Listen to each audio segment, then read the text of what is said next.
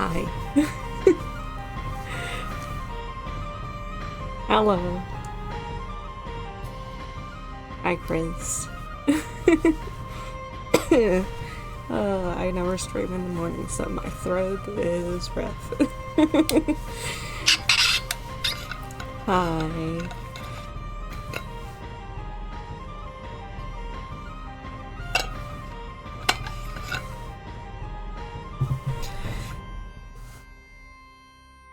Hello, hello, hello. Just wait until the full hour before really starting morning stream grogginess. Yay! Give people a chance to be like, hey, I'm also here. Hello.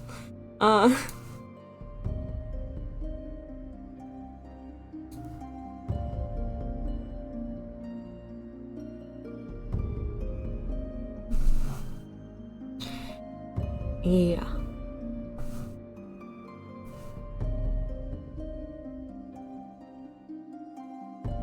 How are you doing, Chris?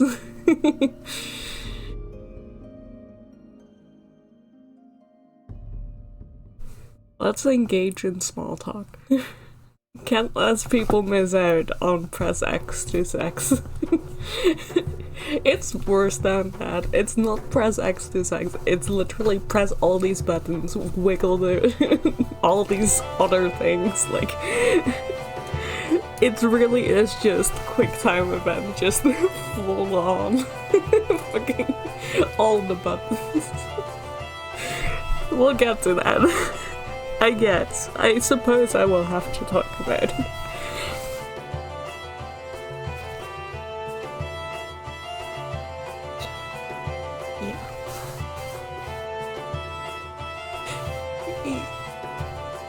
Let's go to the thing I prepared. There we go. It won't be full draw through or anything. I just need something to be like, here's pictures, this is my sanity. So we're looking at this.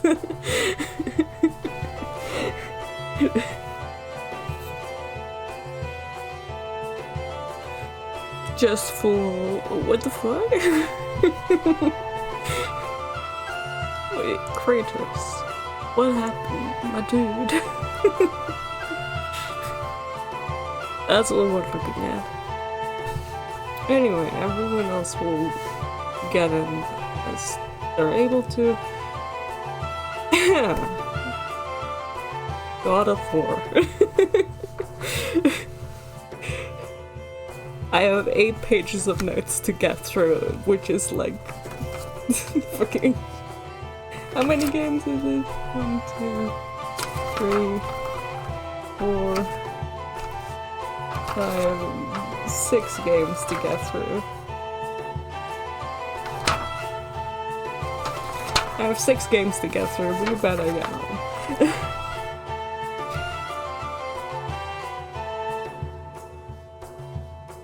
So let's make a little timeline, you know? Thought of early 3. That was your first mistake. I have a fucking line tool. Why am I not using it? Anyway. This is we end of course with 2018 and Ragnarok. I need to. That much very obvious. We're gonna start not with God of War 1. That would be too obvious.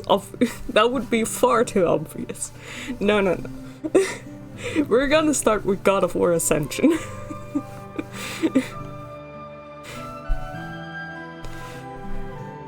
Which, I guess I'll, like, put there.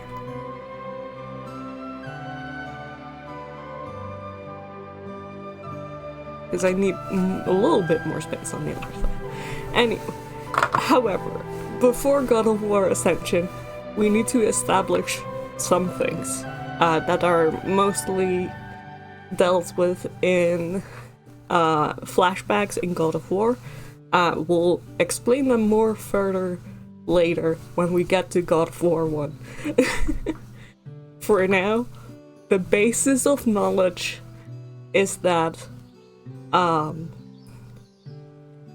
Kratos basically sold his life to Ares for power, the god of war Ares. So he became, he basically served Ares by doing various horrible things. Eventually, that led him to a slaughter on a village, where he was warned by an old woman to not go into the temple. He did, against his own instincts, because, you know, he had to. He slaughtered his own wife and child and has been, which led him to leaving Ares' servitude and being haunted by the visions of that moment. That's the basis for Kratos for right now. We'll get to everything else later.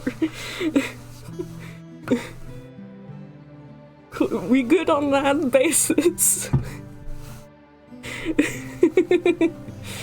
We're starting off real jolly.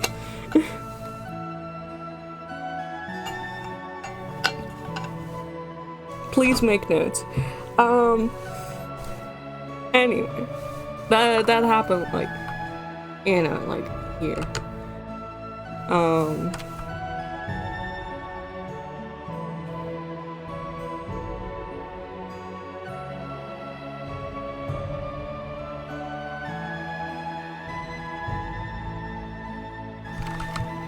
He killed his wife and child.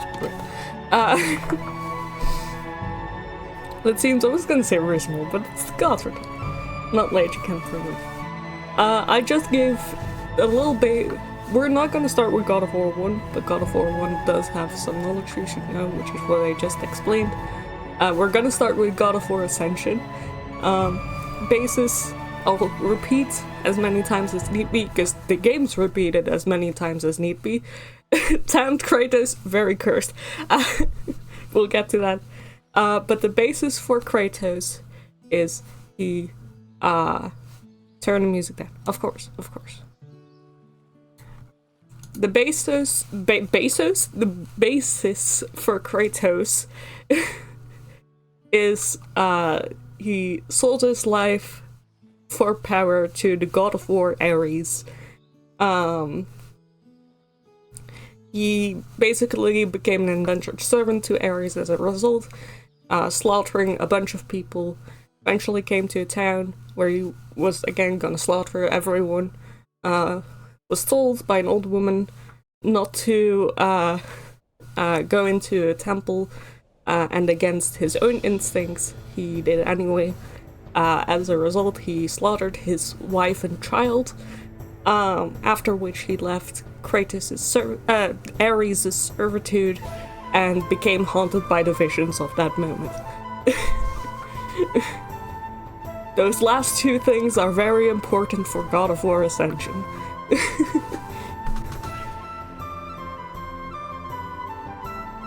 And everything is important to Kratos, because everything in the God of War Greek series happened because of this. Average day in Greece. Exactly. So we start with God of War Ascension.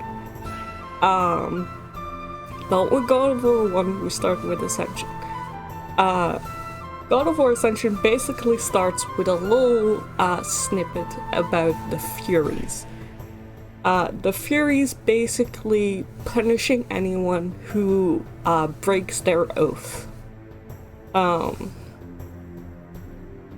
They were birthed from the war between primordials, so they're very powerful, and they're basically in charge of punishing anyone who breaks their oath. There's 3 of them. Or at least, we'll get to that. For now, there's 3 of them. this happens 10 years before God of War 1. And we get a little, like, story about them punishing the fucking Aegean the Hecatoncheires, I believe his title is, because he broke his oath against Zeus. This is relevant because Aegean the Hecatoncheires is the level. Because they turned the Hecatoncheires is basically a massive giant man creature with a lot of arms who got turned into the Furies prison as punishment for breaking his oath to Zeus. So we start out with Kratos being punished by the Furies for forsaking his oath to Ares.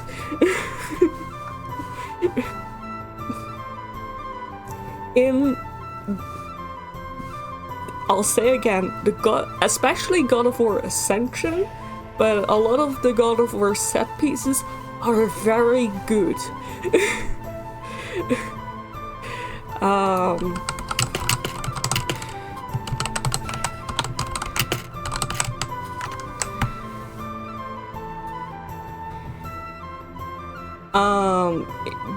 It's insanely good. They're, let me see if I can find a good picture of it.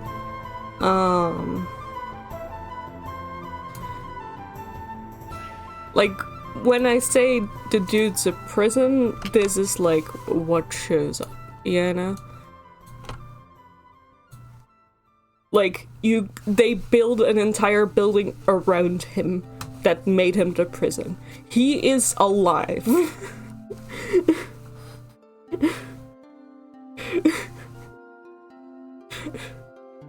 He is conscious, his body has been turned into a prison. That's his imprisonment by the Furies. Anyway, so Kratos is being punished by one of the Furies.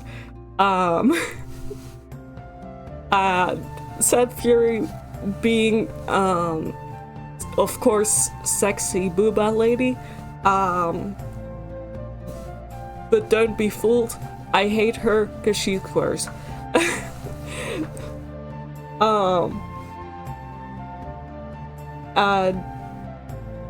Kratos being Kratos escapes violently, and said Fury pursues him, trying to defeat him with hordes of enemies, which are mostly bug creatures that grow out of her boobs, because of course they fucking do. It's horrendous. They're horrible bug creatures that infect all the other prisoners and try to make them attack Kratos. They fucking hate Kratos. Excuse me? Yes. I saw that and was like, I forgot that happened. They just like zoom in on her like cleavage, because she does have nipple coverage for once in this series. But she has like a deep cleavage and zooms in on like the pores of her boobs, and then horrible bugs crawl out.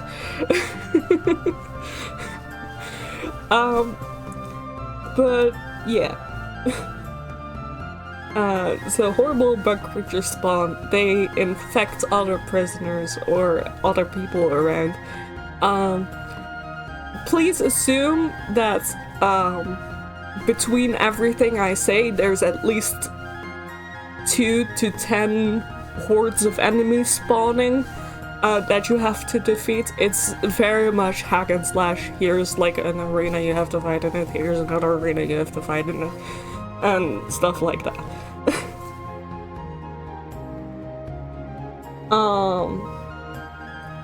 Then,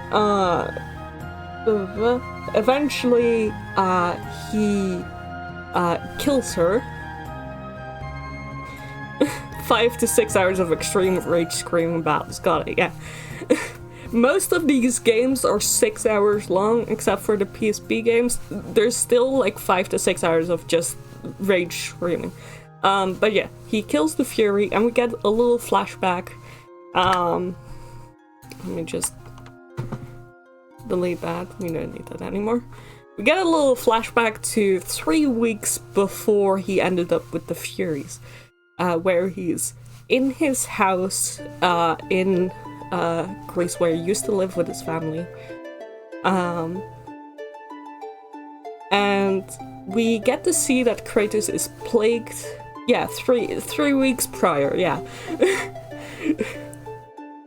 Don't worry, stuff will happen. But we get to see him in his little house, and we notice that we get to see that Kratos is plagued by visions of his family.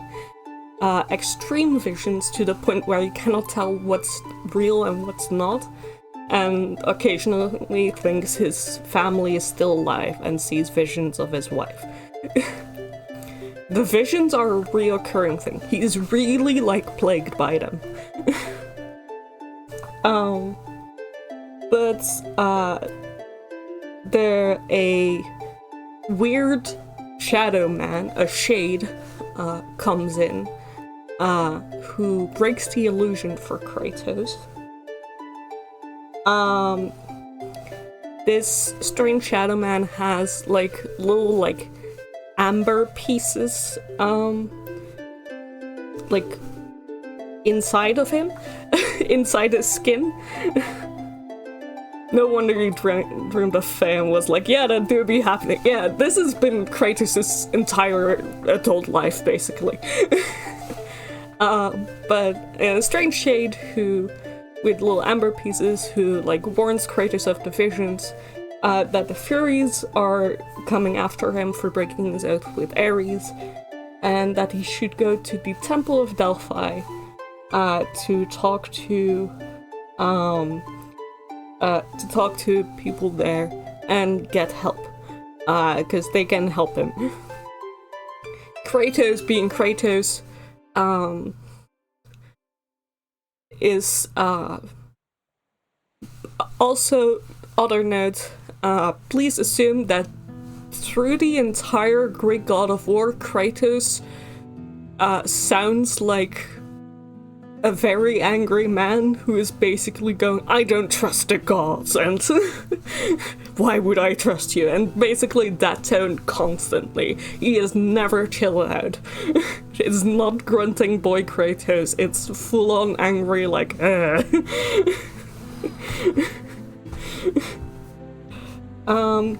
But Kratos, despite saying, I don't trust this shit, goes to the Temple of Delphi anyway. There is a cool set piece on the way to the Temple of Delphi with the satyr village. That's just enemies.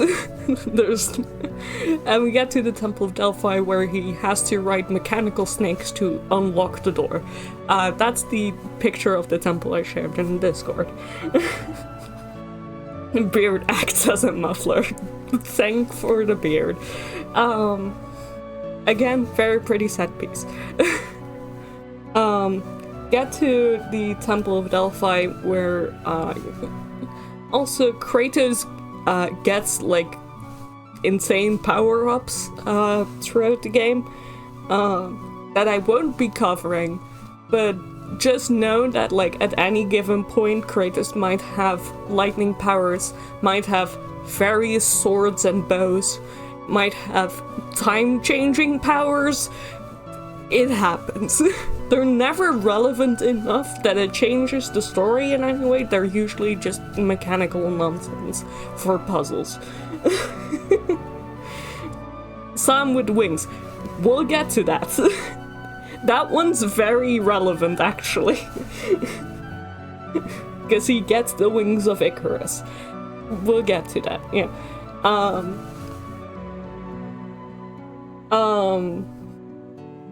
But he ends up meeting with the prophet Castor, with which I assume is like Castor and Pollux, because there isn't.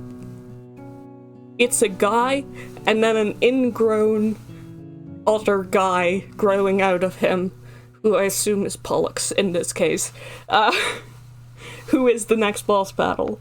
Kratos fights him. It doesn't matter. But the Oracle of the Oracle of Delphi is also hit in the process. And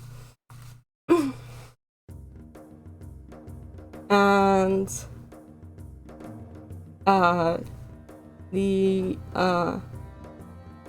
Oracle gives some more information. Many horrible things. Hey, miss, the most horrible things are yet to come. This is the beginning. This is Kratos at his best? Question mark?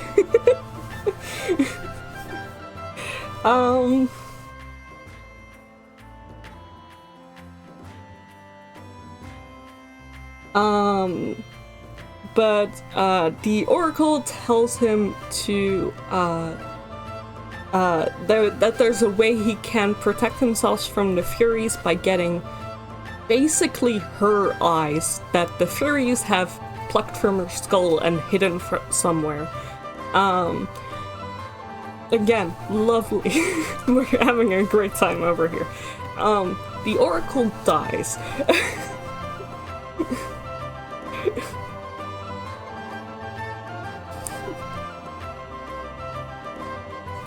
We also find out more as Kratos is taken back from this little both from the Oracle and back in the present in the prison. He finds out more about the Shade that he encountered, who is Orcos.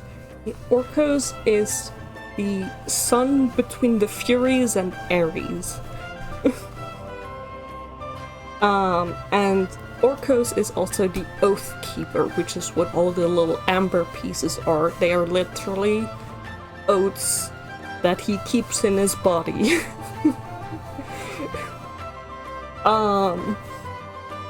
Or is forced to keep in his body. And Kratos is all grumbly little Kratos about it, like, why would Orcos help me, that kind of thing. A little bit more angry than that.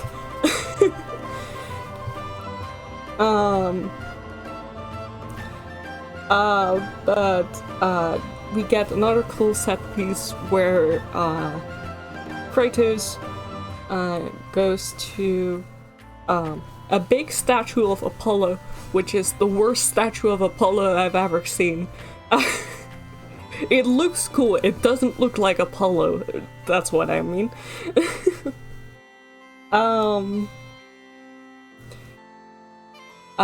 Because that's where they hit the eyes of the Oracle. Hi, Tell.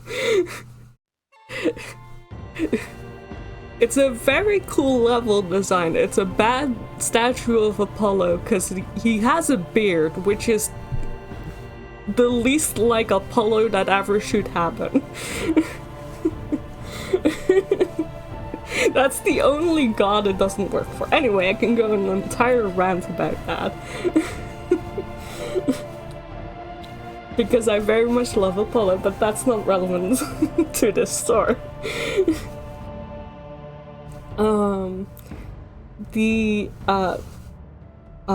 As he gets to there and tries to get further to the eyes to protect himself from the Furies find him, try to fight him. There is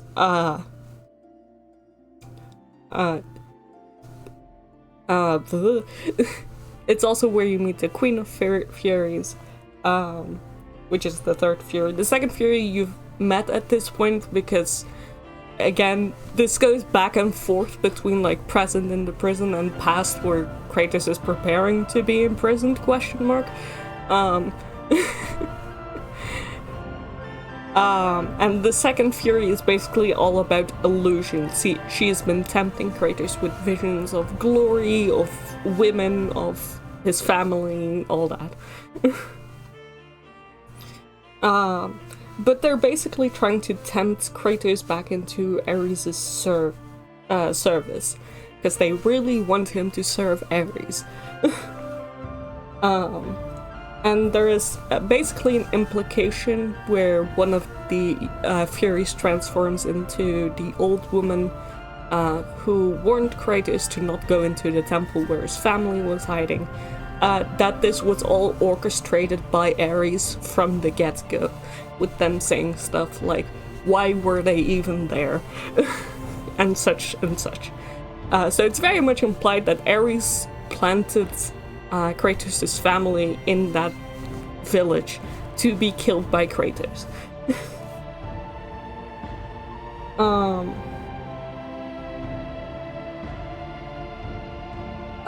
Orcos again helps Kratos a lot during this, even gives Kratos like his own like shadow powers and such.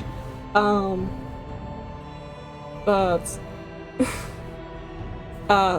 eventually we get back to the present and we get Kratos killing the final Fury by stabbing her right through the tits, because of course.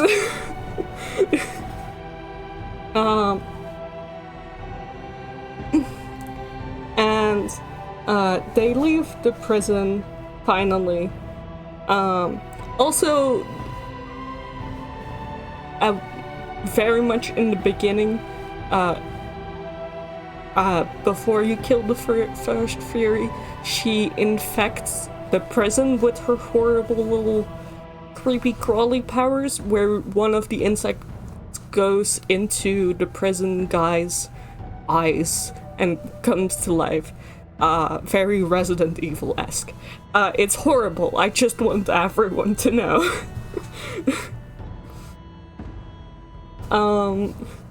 Anyway, stabs Fury through the tits, leaves prison. And we get a little and Orcus shows up again at the end, where he tells Kratos that as a like last act against him, because he betrayed the Furies forced him into being an Oath Keeper again by placing like the little amber of Kratos' oath in him, which he cannot remove himself, and Kratos needs to kill him so they can both be free.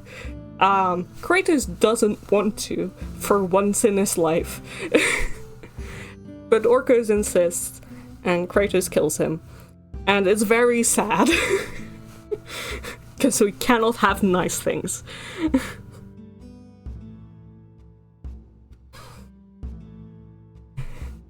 That is God of War Ascension.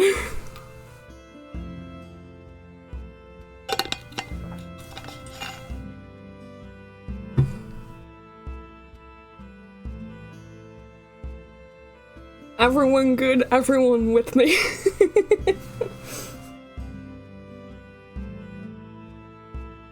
No wonder when Mimir was like cut off my head, Kratos went bad. It's basically been his entire life of people going, trust me bro, kill me, and he doing so.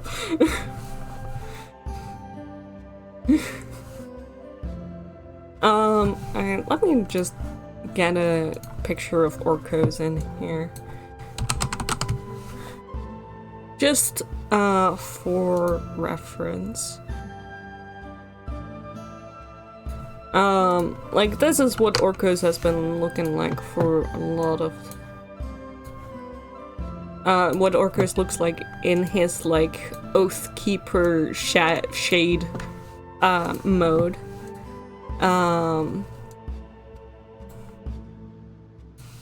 And then also as like regular person mode.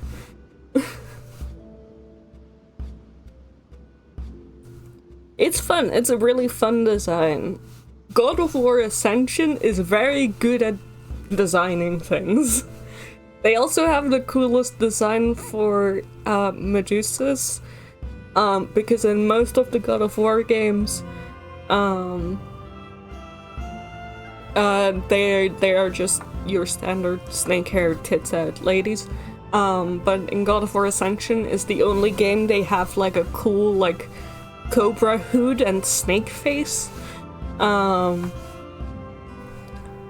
Yeah, there's many holes in him because that's all the oaths. And like in his, as you see in this picture, in the second picture, like the oaths have been taken from him. Gorgons, yes. Sorry, not Medusa. Gorgons.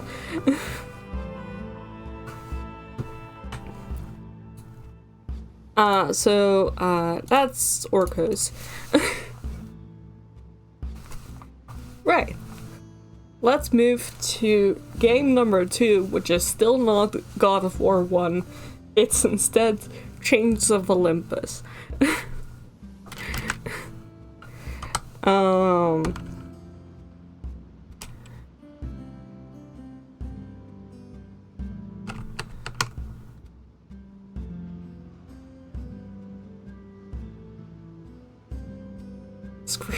Snake hair, tits out. Phoebe doesn't have her tits out. Well, sometimes, but usually not.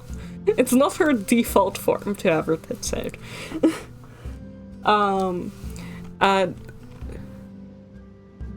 This is like 5 years, by the way.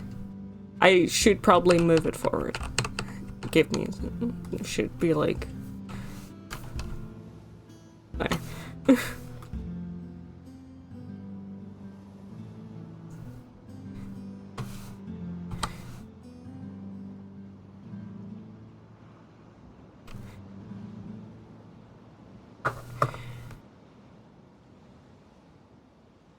She does always have her thighs out in her hand again. That is true.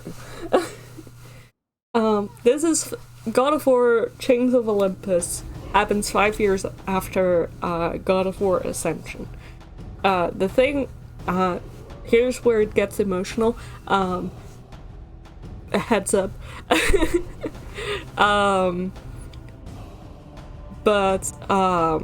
Basically, as also is explained at the start of God of War 1, Kratos has entered a 10-year servitude with the Olympian gods to basically do anything for them.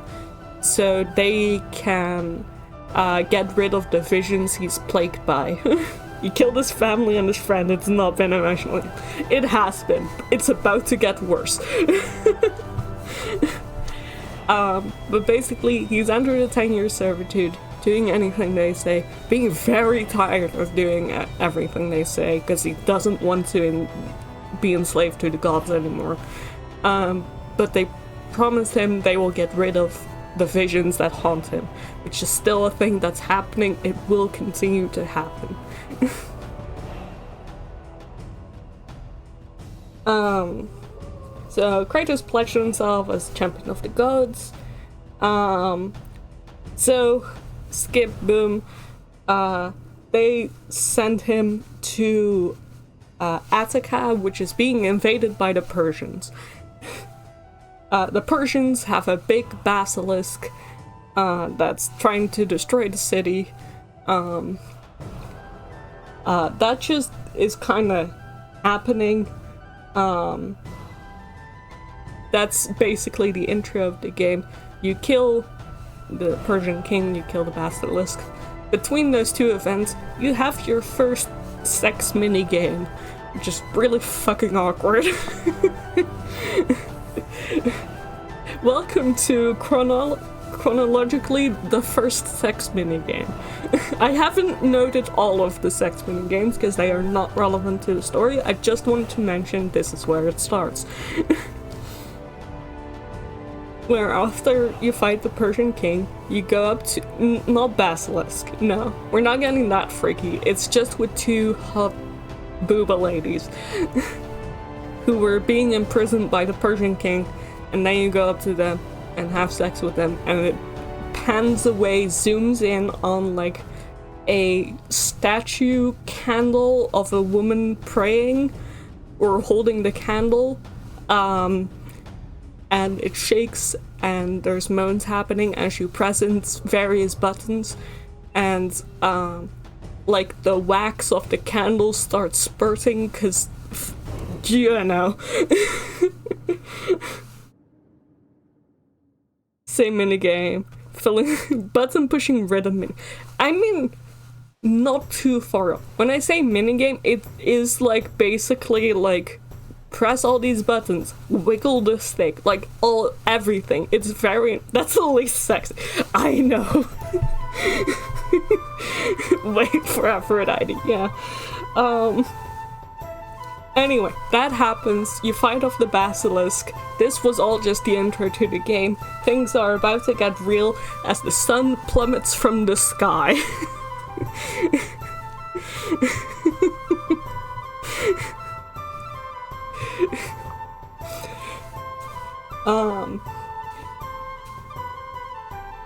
The sun plummets from the sky, and Kratos basically just goes, "What the fuck is up with that?" What'd you say? You heard me, the sun plummets from the sky. That's not ideal, I know.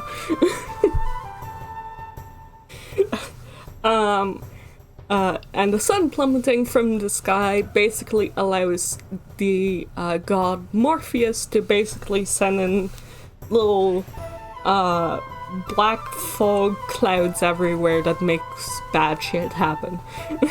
Kratos is still a whore, yeah.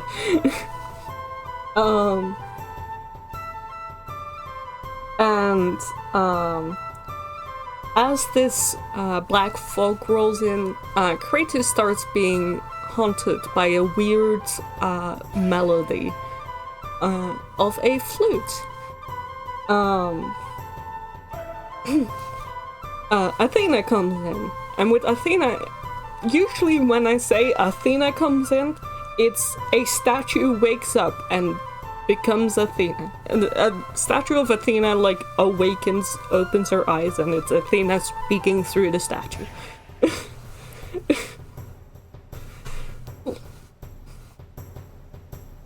Just picturing the music that's playing right now. Kratos starts being haunted by drinking it. Don't, you'll die. But basically, Athena tells Kratos that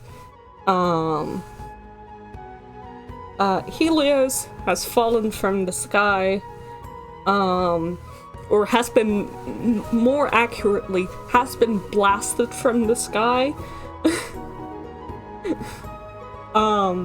By the Titan Atlas, who was being imprisoned in Tartarus, but has now escaped somehow, taken Helios from the sky, and you have to... Can't hear? Everything's still good?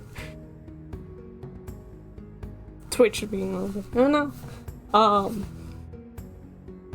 But basically, Kratos, go find Helios, put him back on his chariot, which is the thing that crashed, which is an entire fucking temple complex, by the way. It's not just a little chariot.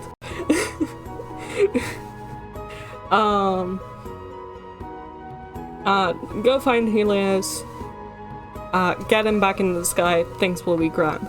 So Kratos, being Kratos, goes off to do that. On the way, he also meets Eos, who naturally has her tits out.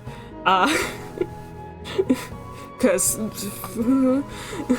why? It's not relevant. She's in the sewer, just sitting around being sad because her brother got shot from the sky and now she's losing her powers because she is the goddess of the dawn and therefore connected to the sun, but she just has her full-on tits out.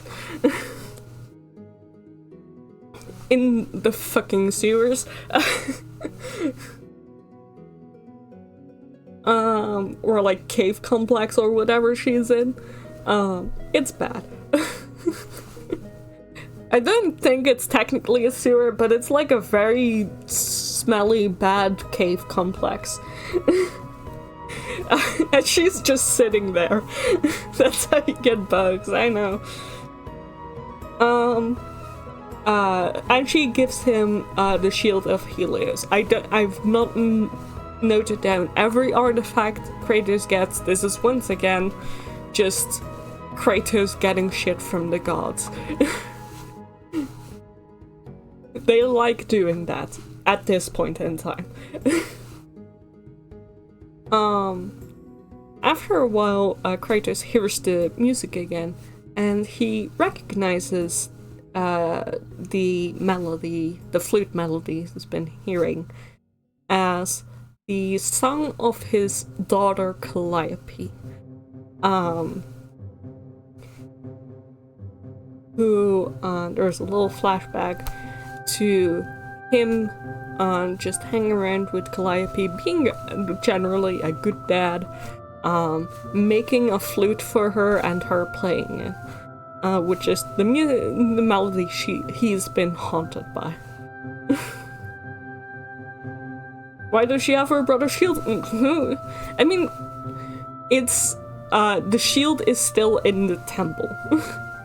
She just guides him towards it and goes like, here's the key, basically.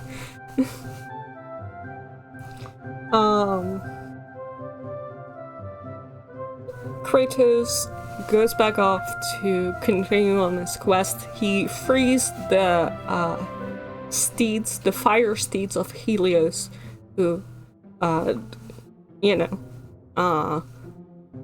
help him move. As horses do. They pull the chariot, and they bring him to the underworld / Hades. It's usually called Hades, but sometimes they use underworld. It's Hades.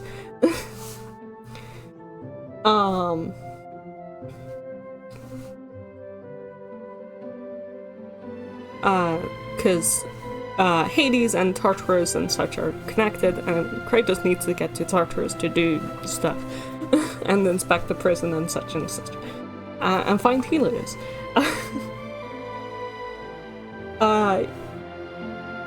Kratos fights against Chiron, the ferryman, who throws him further down into Tartarus. He works his way back up again, beats Chiron again. This is just shit that happens. But as he goes further into the underworld, he, as he's on a ship on the river Styx, why is he fighting Chiron? Nobody's a chill guy in God of War. Chiron was just like, well, I cannot let you go through because it's not your time. Let's fight. And then he was like, well, I'm just gonna throw you further down into hell. See ya.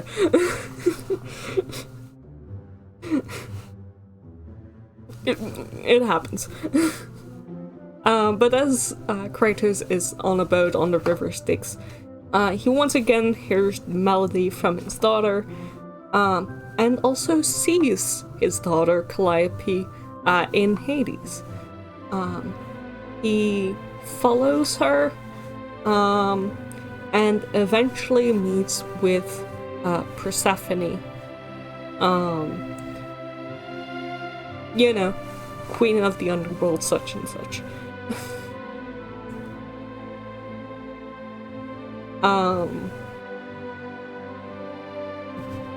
Persephone basically is a little bit like, yeah, I was tricked by the gods too, we have that in common, let's have a great time.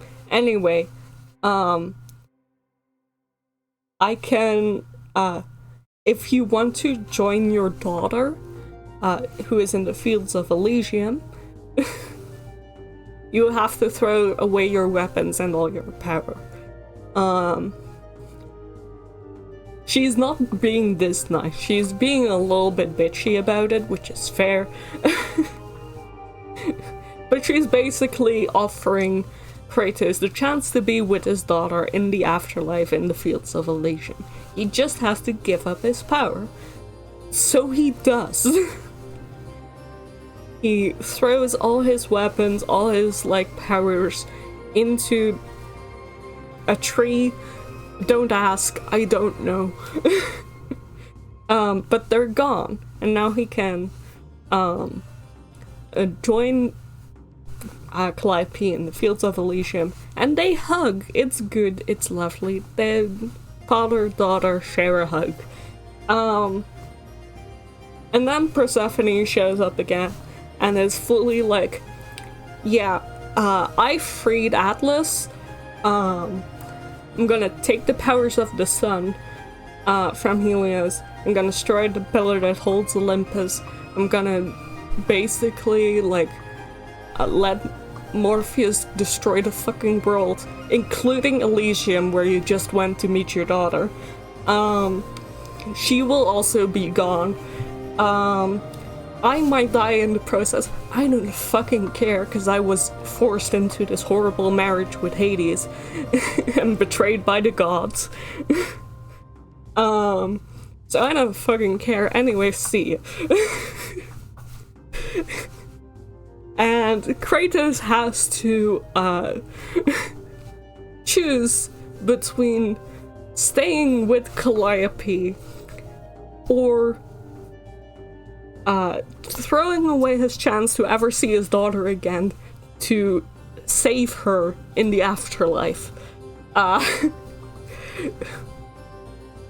Where there is a quick time event to push your daughter away.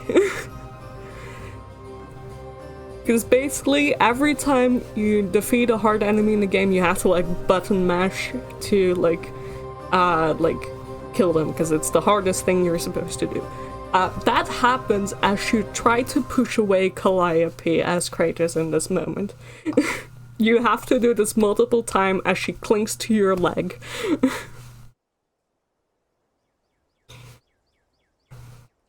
And begs for her father. Yeah, see? Great, right? I hate it here.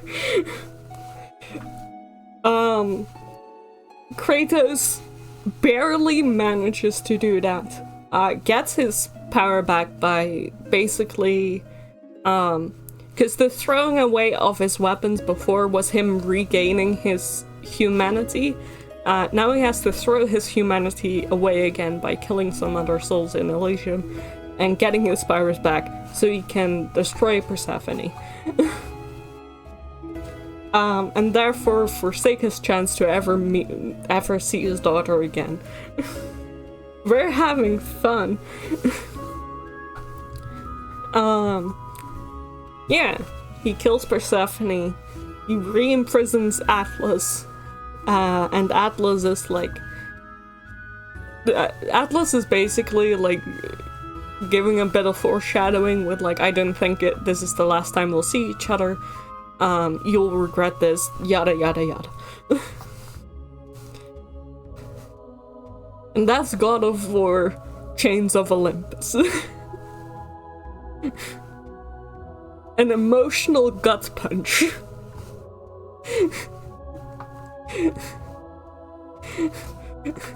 Reserved for the PSP. This is a PSP game. It's fucking 3 hours long. And it has all of this. Need to recover from the feelings. Fair enough, fair enough, fair enough.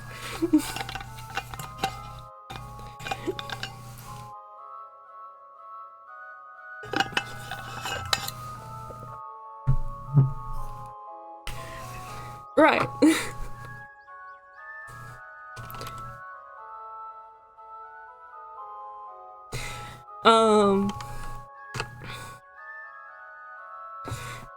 All that happened in 3 hours, yes. I know. Anyway, another 5 years pass. as we get to God of War 1, finally. It's a bad 3 hours, yeah.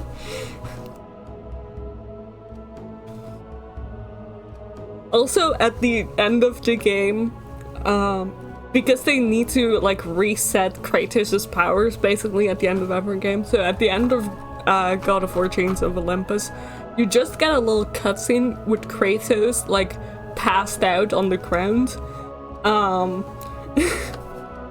because of fucking the hell that he just went through.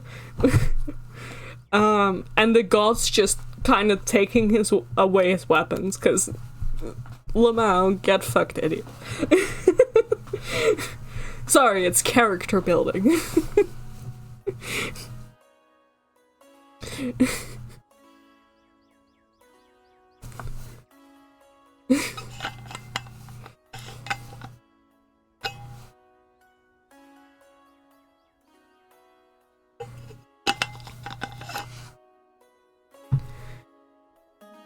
Anyway, God of War 1.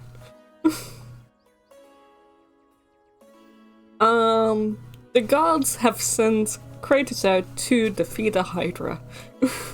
That just happens.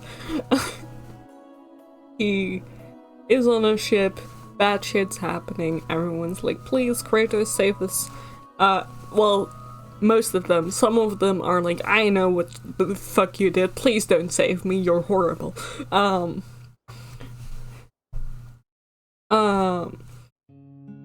One funny question mark thing to note is, during this fight, or at the end of the fight rather, Kratos gets into, like as he's defeating the Hydra, he gets into the throat of the Hydra to get to a guy that the Hydra swallowed earlier, just to take the key from the guy's neck so he can like continue his quest and get into the ship, and then just throws the guy further down the Hydra's throat. Don't rely on Kratos to save you. That's my takeaway.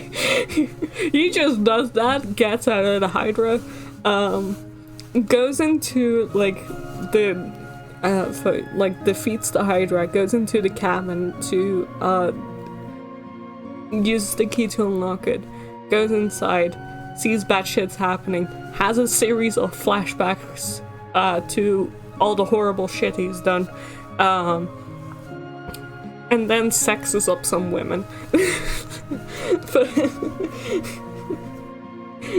You have a God of War 1 intro card, and then there's Kratos lying in bed with multiple naked women, because of course he is.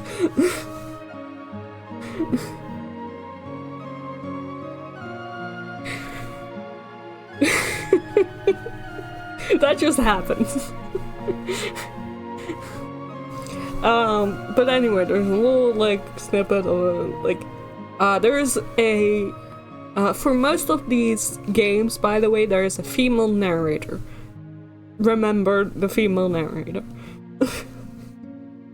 And the narrator is basically going that nothing can help Kratos get rid of the visions of his past and like calm the fuck down a little bit. He's tried drinking and women. He should really try some therapy, but God knows that's not gonna happen. So he goes out into the storm to talk to Statue of Athena, which is just permanently on a ship, I guess. And is basically like all shouty, like, Athena! When will the gods free me from this storm and such and such? And Athena is basically like, yeah, sure, calm down. Anyway, we have one final task for you, and then the past will be forgiven. The task is defeat Ares, the god of war, who is waging war against Athens. You know, very casual, simple task. Just defeat a god.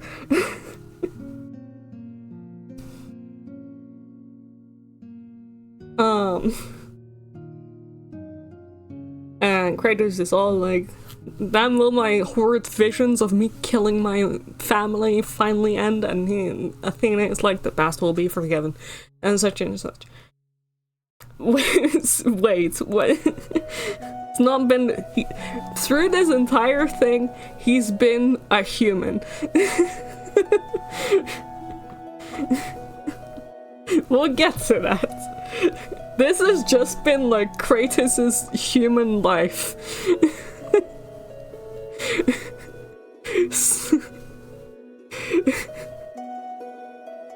Again, God of War 1 is the first game that actually existed. These are all prequels so far. They were released after, but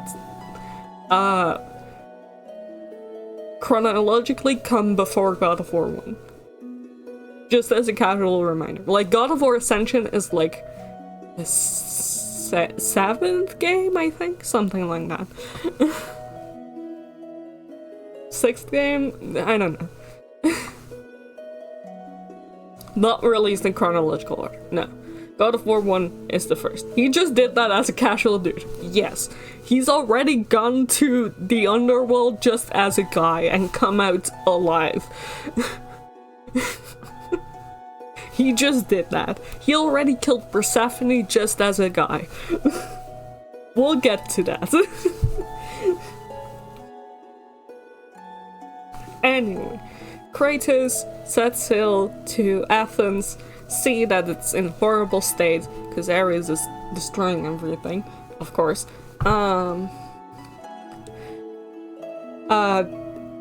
An apparition of the Oracle of Athens appears before him, wearing, naturally, the standard array of every oracle, a sheer top that shows her full boobage.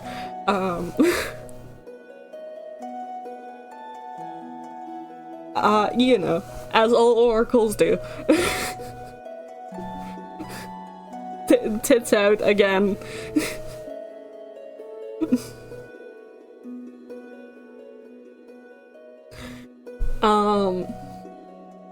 If women presume the tits are airing, unless it's Athena or Kratos' wife, presume tits out.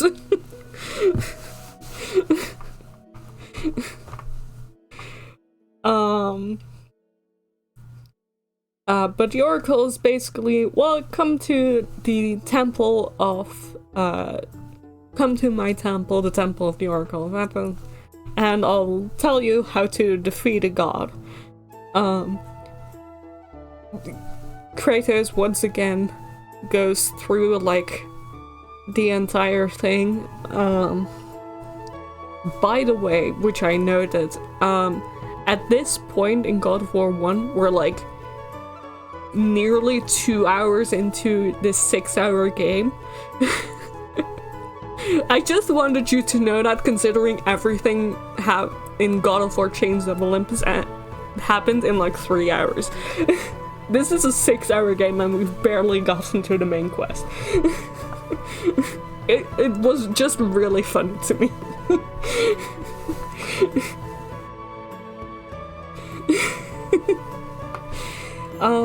But yeah, Kratos hack and slash go through the place, ends up at the Temple of the Orc, where there is an old man digging a grave, just casually in this city that's being besieged by a god. It's just an old man digging a grave, who says it's a grave for Kratos, but that it's not finished yet, so don't die before it's finished. That's just an interaction you have. We head into the temple, where the oracle is hanging from like a chandelier or something, and you have to save her, because of fucking course she is. Why wouldn't she be? Just all the way up. Anyway. Kratos goes to save her. She's like screeching the entire time, because yeah. He saves the oracle, and Tits out, yes, still, like, sheer cloth, full tits out. You can see your nipples, everything.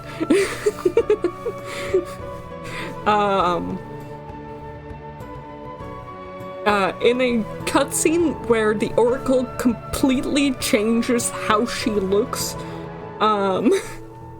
like, not even gone from, like, oh, this is, like, game polygon model to, like, this is, like, more fancy, like, model. No, she just completely changes hairstyles in the cutscene.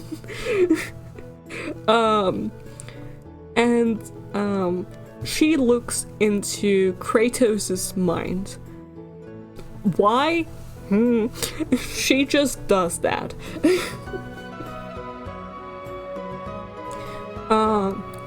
And we get our first, like, proper Kratos flashback, trademarked. Where we see he used to be a captain in the... Something's doing a slow Tuesday, exactly.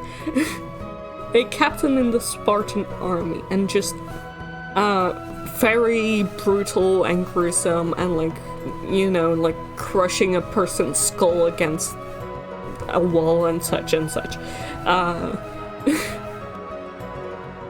After the morning hang from the light fixtures exercise class, yeah.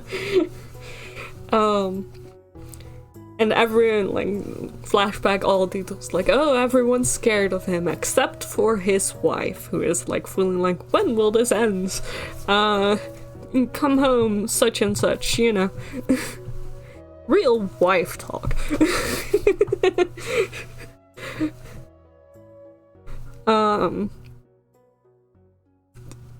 So, you know, Kratos likes a strong-willed wife, I guess. That's what you need to know from this. That's my takeaway, at least. And it basically ends is that he was consumed by desire for power and glory, which, so he kind of ignored his wife and went full ahead trying to, like,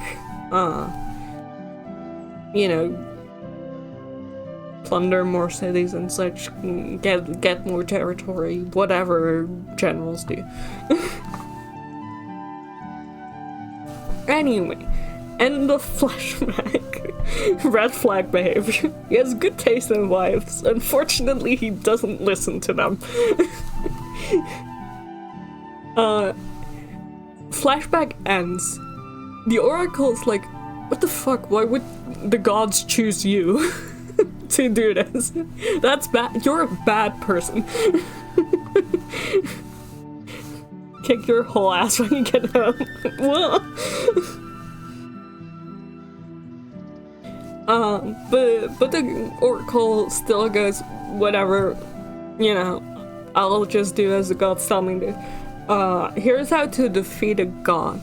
You can get the power to defeat a god from Pandora's box.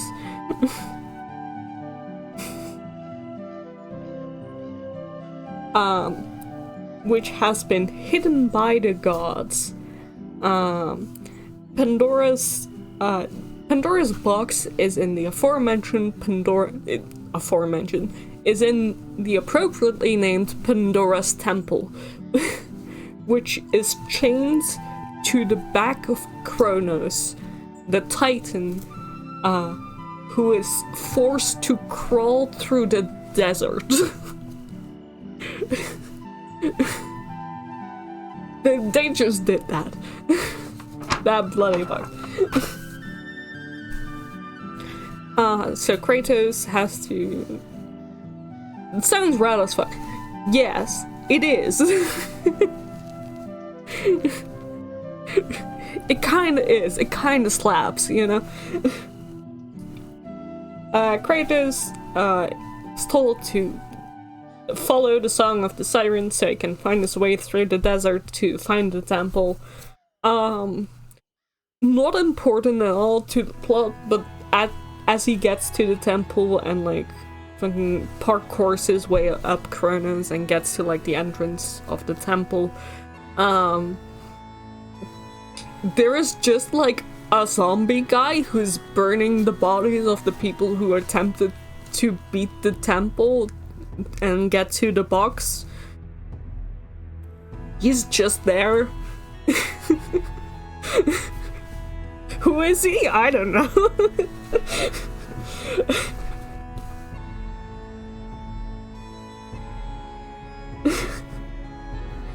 He's just going, well, the heart piece will carry your body back to me eventually, and then just...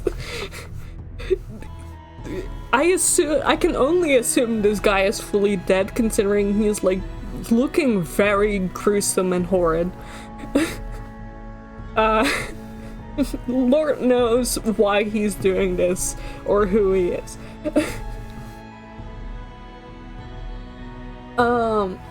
Anyway, get into the temple. The rest of the game is basically Pandora's Temple, which is horrid puzzles, chainsaws, spike traps, lots of references to Sisyphus and like the boulder, even having to run away from boulders, more horrid death traps, everything. Fires spouting from everywhere. It's bad. Anyway. I just want to paint a picture for the rest of the game, basically. There's another flashback from Kratos to when he was in a battle against a barbarian horde, which he was losing. Lara Croft Morning Workout Session. Yeah, basically. Pandora's Temple, Lara Croft's Temple. Same. But Kratos is losing to the barbarian horde from the east. Who are they? The barbarian horde from the east. Where did it come from? From the east. They don't get a name. They're very important to the plot. They don't get a name. And basically he's being assaulted by their main leader, and he shouts up at the sky to offering his life to Ares if Ares destroys his enemies, basically. And give Ares, if you destroy my enemies, my life will be yours, such and such.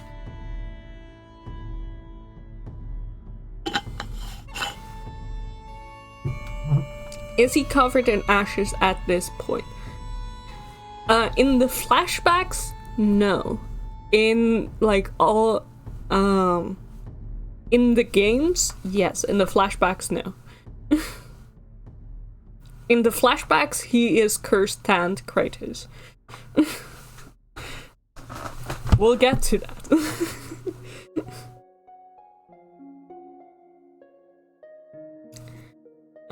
So yeah, you've been playing as ash-covered Kratos, but in the flashbacks in God of War 1, you see tanned Kratos, as you do in the flashbacks in Chains of Olympus, when referring to Calliope and such.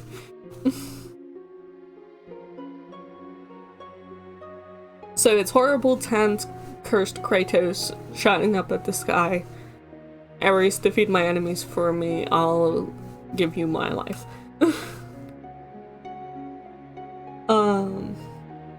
More puzzles, fighting enemies, hordes of enemies, puzzles. There's at one point, there's like a death trap that demands a sacrifice, and there's just a random soldier in a cage there.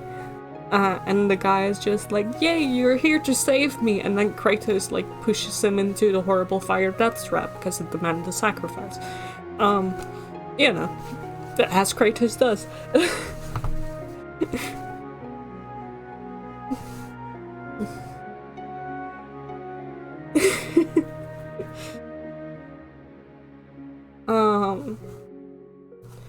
More flashbacks to Ares coming out to save Kratos, like after the whole like, hey, please save me, I'll give you my life. Ares comes to save Kratos. He gives Kratos the Blades of Chaos, which is what you use in most games as one of your weapons. You get so many weapons in these games. So many. But only like 2 are really relevant to the plot. We'll get to the second one.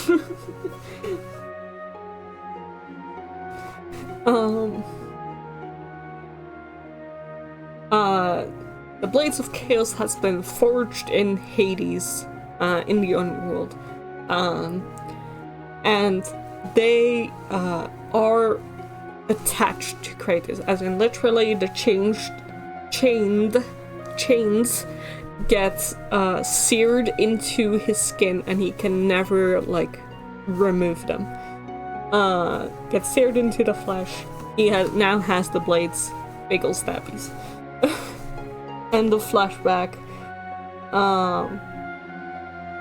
Once again, more visions of him, haunted by the memories of Ares, of his servitude to Ares, how he was robbed from his humanity, basically, acting like a monster, defeating like enemies, but also innocents in servitude to Ares. And then we get like, good final flashback to, again, the village oracle who, after Ascension, we know was one of the Furies in disguise, who tells him not to step into the temple of the village he's currently plundering in service of Ares. Again, he even feels like within himself that he shouldn't go in, but he does so anyways. In like a haze, he defeats everyone in the temple, and turns out he killed his wife and child.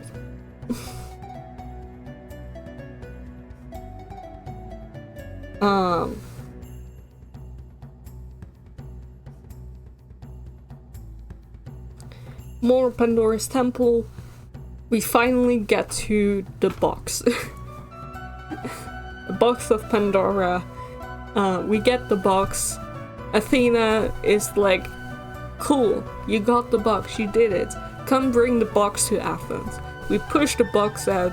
Ares, who's still in Athens, being like very, very big, picks up like a piece of lumber, yeets it across this desert, stabs Kratos with it, and Kratos dies.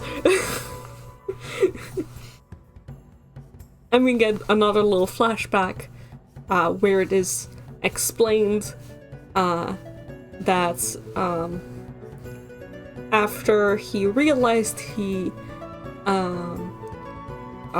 killed his wife and child, grief overcame him, and that's when the ashes of his wife and his child became stuck to his skin, so everyone would always be reminded of the sins he committed.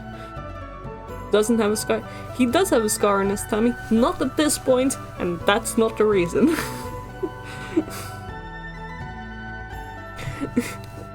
Again, we'll get to that.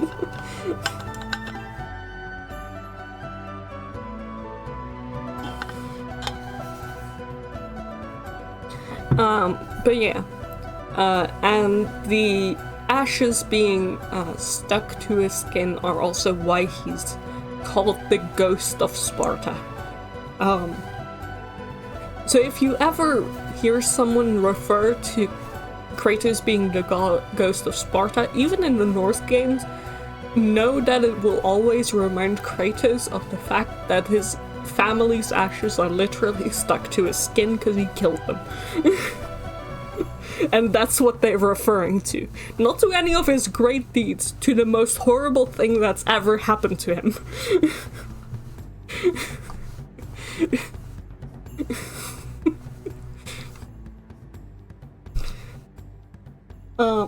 Anyway, Kratos is now dead. he is back in Hades for like the second time at this point. I think it's the second time still. Once again, climbs his way out of Hades, and he comes out through the grave that the old man was digging for him earlier in the game.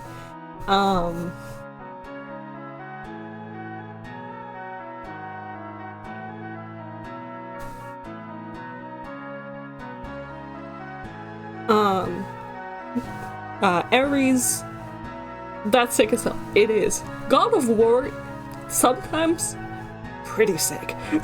They have some really good ideas. It's just that they also have some really bad ideas in the form of sex minigames. Ares has the box now, the box of Pandora, and is basically like bragging to the skies to Zeus, like, oh, you thought you could defeat me, etc., etc. Kratos, now alive, takes the box back from Ares, opens it, and gets the power to defeat a god, to kill Ares. Which he does in a very epic battle where they're both, like, gigantic.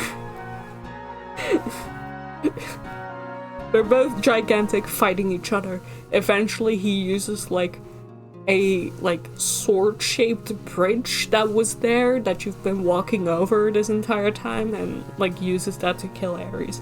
Such and such. It's really cool. Anyway, Kratos does that. And Athena comes up like, good job, I'm sad you killed my brother. Anyway, the gods forgive you.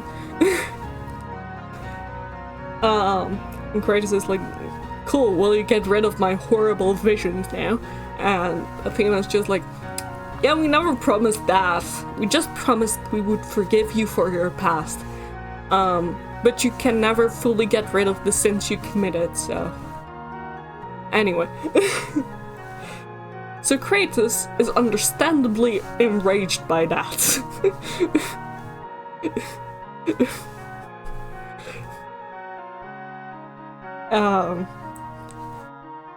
And then... Scamming bastards. I know. The gods are horrible. Kratos being so distraught about his, like, the things that have been happening in the visions he's been plagued by, so fucking tired. But at least he's been forgiven by the gods. Decides that it's best to kill himself so he can finally find peace. So he throws himself off a massive cliff. He lands in the waters below, gets picked back up again by Athena, who is like, you're not gonna kill yourself. I'm gonna make you the new God of War. Because we cannot get rid of you yet, you're very useful. So he gets made into the God of War, fully against his will. And that's the end of God of War 1.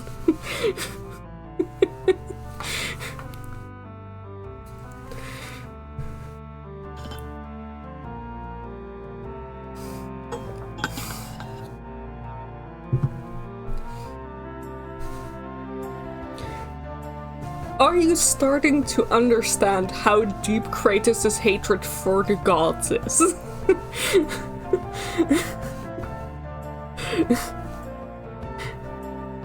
Athena's kind of bitter. We'll get to that.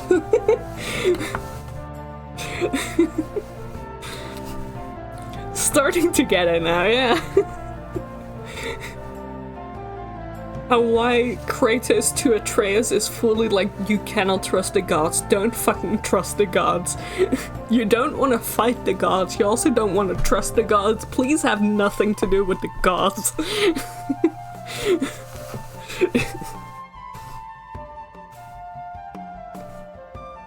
Anyway. Let's get to Ghost of Sparta.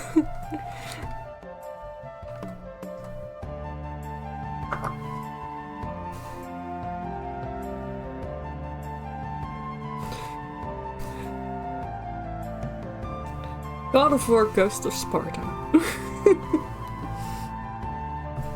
Kratos is now a god. I've heard people call him that, yeah. Because of the horrible things that happened to him. Yeah.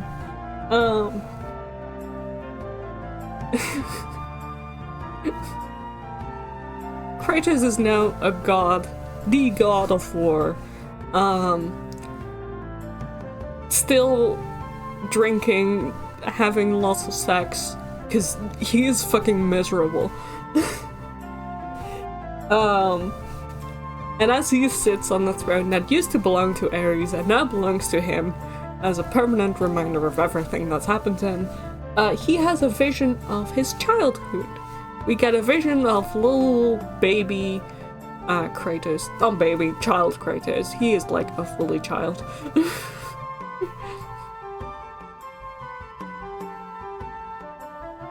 And he has like a weird, like, jumbled together vision of himself as a child, and his mother asking for help. So he's like, at this point in time, dreams are no longer dreams. This must mean something. Let's go. With a wee baby beard? No beard. It's Child Kratos doesn't have a beard, but it is like, you look at Child Kratos and you go, yeah, that's fucking Kratos as a child, I believe that.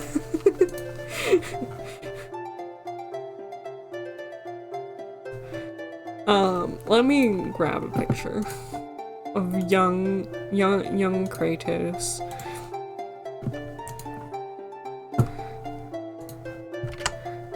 There. That's little Kratos looking very angry.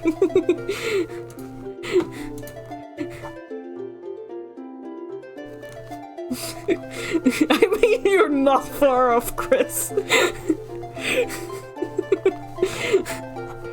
It's a child with Kratos' head. Who looks so pissed. He just doesn't have the goatee, and he isn't as ripped.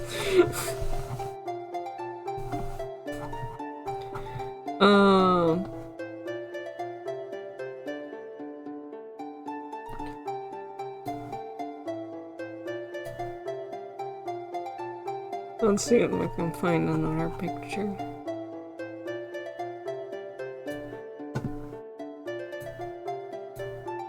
These pictures are all horrible. You get the concept art. You can see where boy gets it from, yeah. Anyway.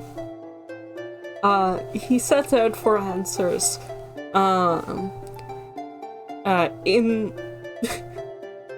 In the kingdom of Atlantis. Why is he going there? The vision leads him there. He just always had, yeah, the anger was always there. On his way. What do you mean? It's the kingdom of Atlantis. It's just there. It's just the city right now. Don't worry about it. We'll get to that. On his way there, Athena is like, don't follow these visions. Just, you know, detach yourself from it. You're a god now. Don't fucking go for it. And Kratos is all like, no, fuck you. I don't even want to be this. I'm gonna follow my dream vision.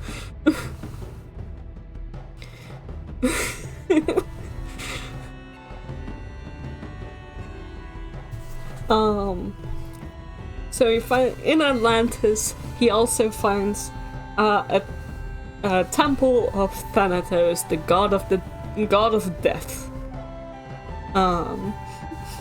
That's just an aside. In Atlantis, while doing various stuff that's horrible for the city of Atlantis, because at this point, Kratos, as the god of war, is also rallying the Spartans behind him to do whatever the fuck he wants. But in Atlantis, Kratos has another vision. A vision from his past. In which he sees his childhood home, in which he sees himself and his brother. You'll notice something about child Kratos that he doesn't have, which is the very significant red mark tattoo. Remember that. Because Kratos' brother does have it.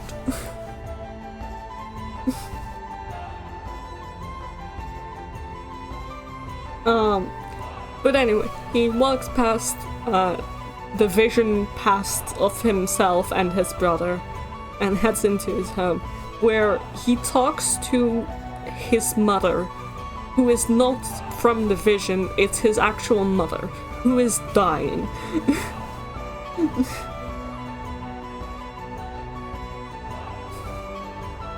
And his mother tells him, hey, remember when your brother was kidnapped? Kratos is like, yeah, I remember when my brother was kidnapped because I failed to save him, even though I was a child. That was on me.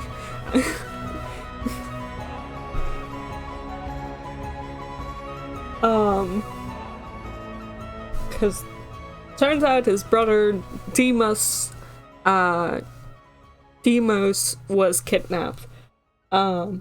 And his mother is like, yeah, turns out your brother that was kidnapped, he's still alive. He has been kidnapped and brought to the domain of the death. But he's still alive and probably being Deimos. Let me just type it in chat.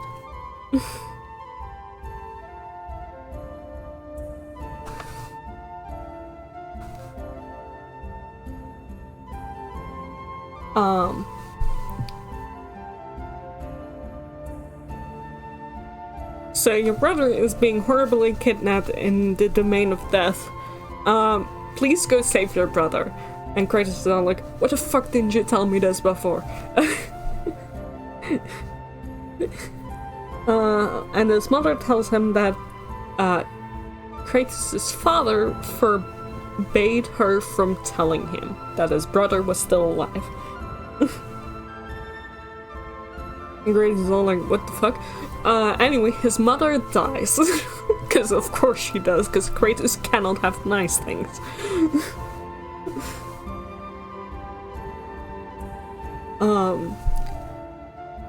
Kratos' mother dies. She turns into a horrible...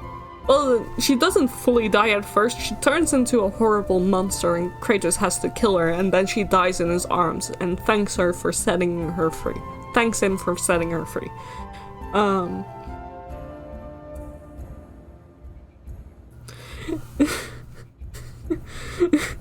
Why? Because Kratos cannot have nice things. Kratos must have everything happen to him in the most horrible, horrid way to ever horrible.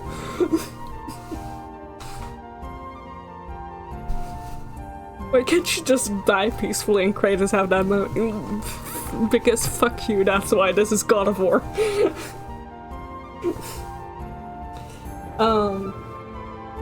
Athena comes back in again and is like, hey, don't go looking for your brother. That's a bad idea. It will only result in his death. Or your death, or both deaths. Anyway, it will be bad, so don't do that. And Kratos is again like, fuck you, I'll go look for my brother. There's the grave-digging man again. He shows up again. He also tells Kratos to don't look for your brother, because there are more at play than what you think. getting to into this history lesson. Yeah.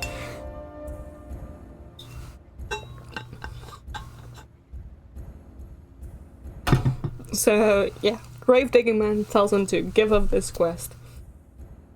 Again, more hack and slashes. Kratos, basically fucking destroys Atlantis to get out. Because now everything's trying to stop him and he's angry.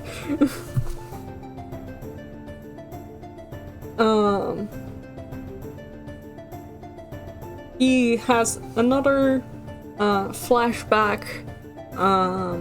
The Kratos sink Atlantis, he sinks Atlantis.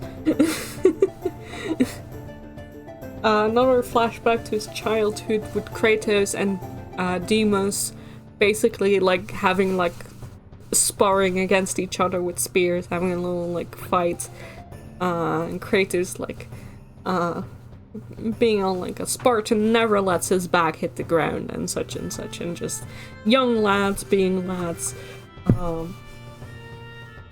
And now you fully get to see that Deimos has the marks that Kratos has as an adult, like the red like marks, which seems more like a birthmark on Deimos. Really weird birthmark, I guess. Blah, blah, blah, blah, blah.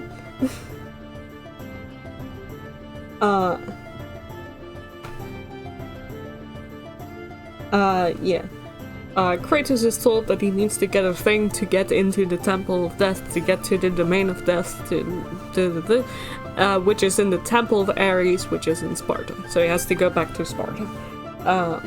On the way there, he also fights Erinis, who is the daughter of Thanatos, and he kills her, because he's killing everything that's trying to stop him at this point. He has sunk Atlantis at this point, by the way. And we get some more information. I don't remember from who's it from.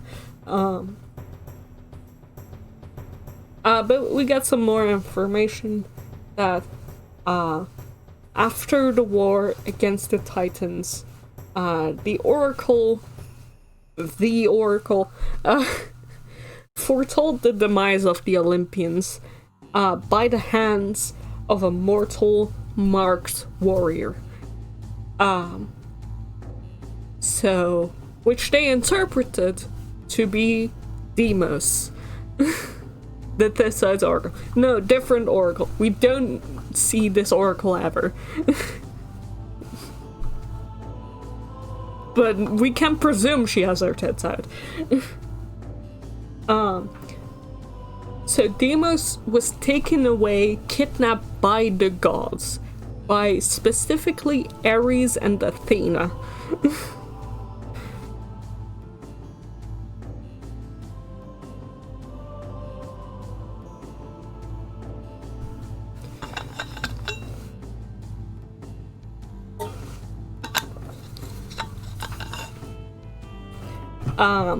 And Ares is basically all like, take this guy, kill the other guy, and Athena's like, no, that's just a child, let him live.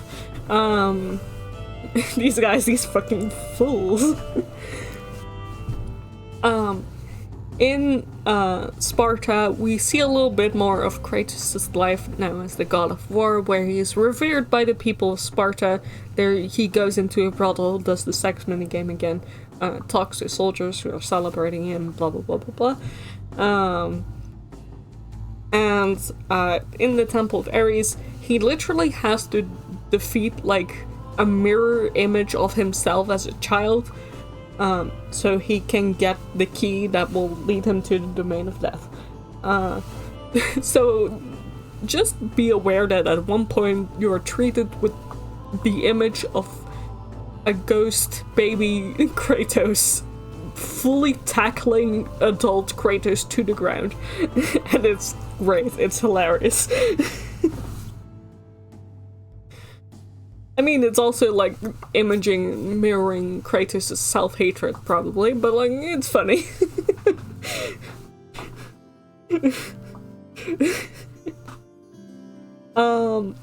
Gets to the domain of the death. There's more fighting in the domain of the death. Again, there's always fighting.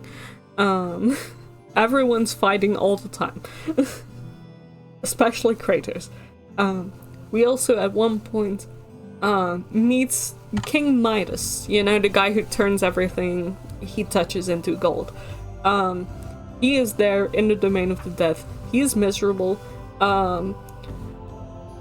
Kratos sees this man turn lava into gold by burning his hand, and thinks, hey, I can use that, and throws him into another waterfall of lava to turn it into gold, killing King Midas. So he can climb up the lava waterfall.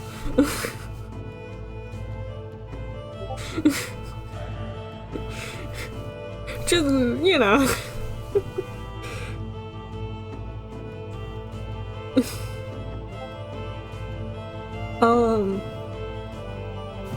We go out to sea in the domain of death, I guess.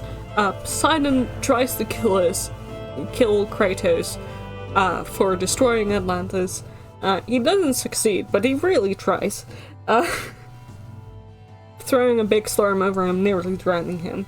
That just happens so we can get to a different area. Kratos figures out Athena kidnapped his brother and is like, what the fuck, Athena? And Athena is like, you should be grateful actually, because I saved you. Kratos is like, what the fuck?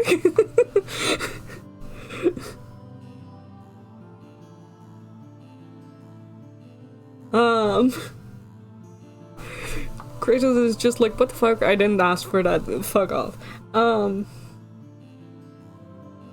In the domain of death, we find Deimos, who is looking horrible, hanging from the ceiling, imprisoned.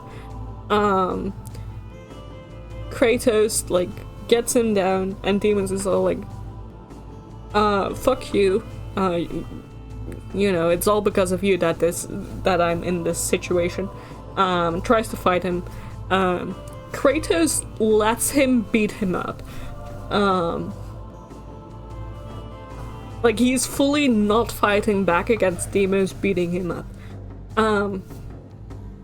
Then Deimos nearly gets killed by Thanatos, who is now also there, who is very angry at Kratos for killing his daughter, and also trying to take Deimos away, because Deimos was, you know, prophesied to destroy Olympus, and they don't want that.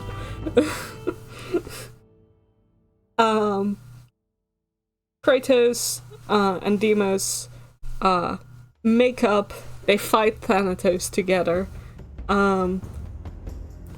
They have a cool epic battle where you can, like, order Deimos, like, to attack Thanatos, and they fight together and such and such. Yay! This is after Kratos saves Deimos from getting, like, nearly dropped down the cliff where Kratos tried to kill himself. Because we're back there, I guess.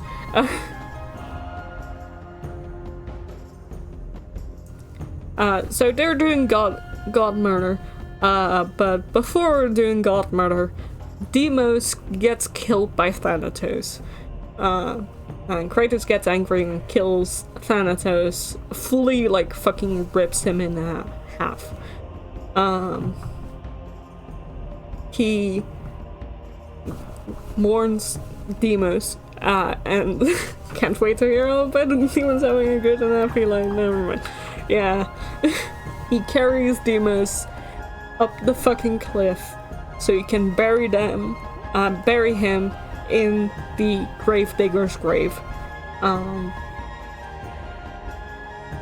Athena comes back in and is like fully, well, now you've, like, you know, destroyed your ties to the mortal realm, severed your ties, you're ready to be a god now. Kratos is like, what? I never even fucking wanted this, fuck off.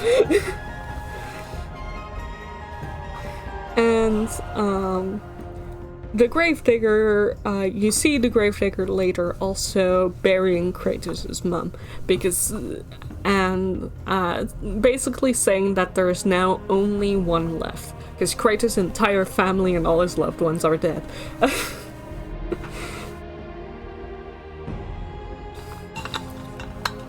Fuck off, Athena, we don't want to be your friend.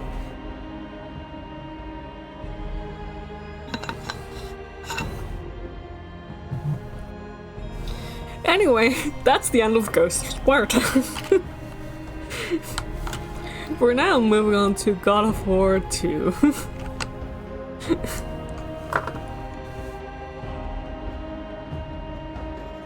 Where Kratos is truly feeling just not into it.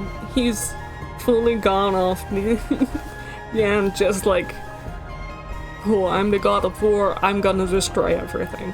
I have nothing left in this world for me. So he's using the Might of Sparta, which is basically the only thing he still has kind of left, is the city of Sparta and the Spartan people, because he feels really connected to them. Again, goes to Sparta, he lived there, he grew up there, he had his family there, etc, etc. He's destroying cities just left and right, coming down in full god form to be like, hey, I'm the God of War, bitch, and, you know, fight off Sparta's enemies for them. Athena is like, hey, don't do that, or there will be consequences. You might be a god, but we made you a god, so, yeah. Be warned. And Kratos is like, no, fuck you. I'm gonna, you know, go down there, I'm gonna defeat the enemies of the Spartans, and it's gonna be great.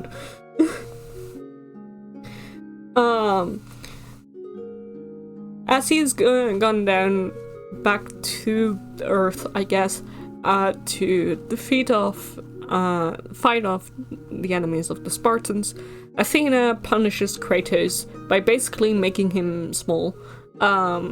Going from like full big type like god mode to like just little bitty god mode.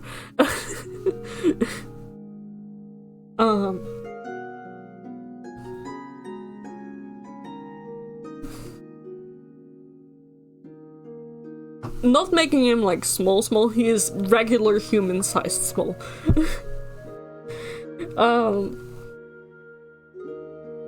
Kratos doesn't give a shit, still gonna like fight off enemies. Zeus is like, hey, I'm gonna help you. Here is the Blade of Olympus. Remember the Blade of Olympus? It's the only other relevant story weapon other than the Blades of Chaos. Here's the Blade of Olympus.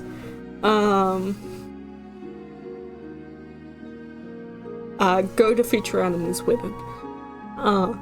Kratos is like, sure, thanks. Uses the Blade of Olympus. But using the Blade of Olympus basically locks his powers in the blade, effectively turning him mortal. So it was all a trick.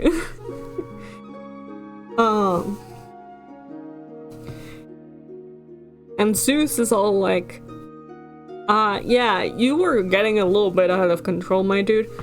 Anyway, either submit to my rule, submit to me, or die. So he ends up killing Kratos with the Blade of Olympus to, quote-unquote, break the cycle. Whatever that means at this point. And that's where the scar on his tummy comes from, is from him getting stabbed with the Blade of Olympus and dying by the hand of Zeus.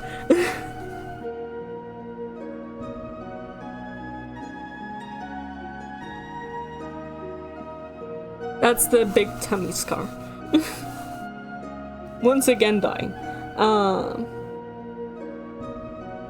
he back into Hades again, dying. This time being like fully like, sure, this might as well fucking happen, at least I'm finally dead. This time, however, the narrator of the game steps in.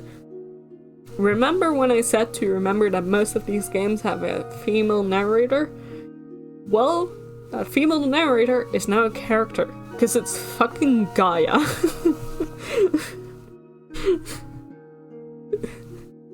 Gaia steps in and is like, actually, no, you don't die. We're gonna get you out of here. We're gonna kill Zeus together. We're gonna get our revenge. We're gonna kill Zeus together. Like, as in the world? Yeah. As in the representative of the world. Mama Earth, yes. Let me get a picture of Gaia.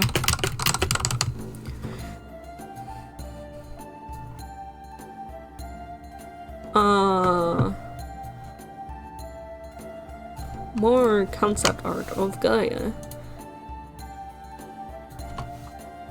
Mama Earth.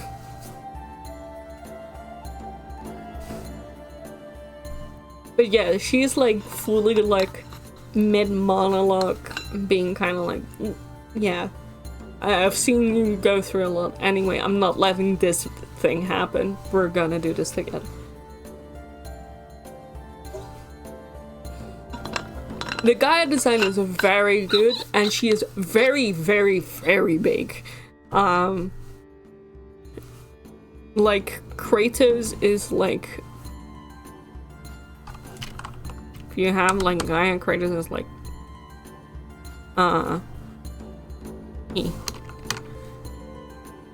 that's the size of Kratos, that little dot. She is absolutely massive. Because she is a Titan. She is the Titan Gaia. Anyway. She is massive.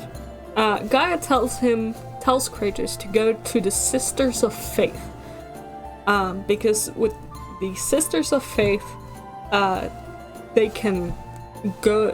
Kratos can go back in time to the moment Zeus killed him and prevent that from happening. That's the plan.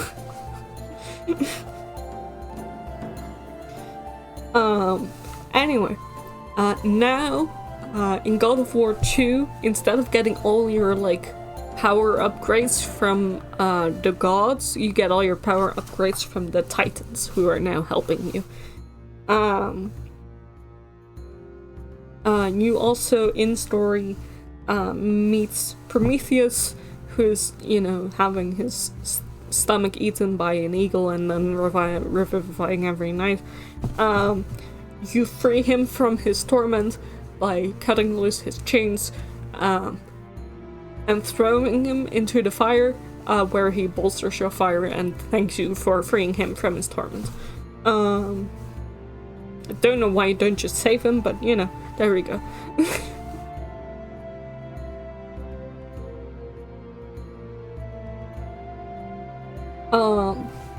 You get on, like, I think it's like a Pegasus or something, and you head to the Island of Creation, which is where the Fates are. Could you not just... God of War is weird sometimes, yeah. Also, at this point, Kratos doesn't give a fuck anymore, you know?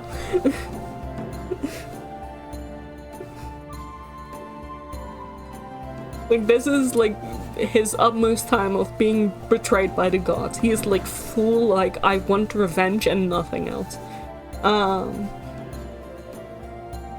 Anyway. Gaia also explains to Kratos why she is helping him now, and it's because, like, you know, how the story goes of Kronos was, like, eating whole his children because he got a prophecy that one would, like, kill him, but got tricked by Rhea, his wife, who, like, let Zeus be carried off by an eagle somewhere, to a cave to hide him from Kronos. Gaia as in Mother Earth, nurtured Zeus until he was a grown man. She like nourished him. She was like, grow up healthy and strong. And in return for that, Zeus basically started the war against the Titans, and Gaia was like, why? Why would you do that? There was one Titan who, like, you know, hated you and wanted you dead. Why would you go against all the Titans? So she sees that as a very big betrayal of her help. When Zeus imprisoned or killed all the Titans.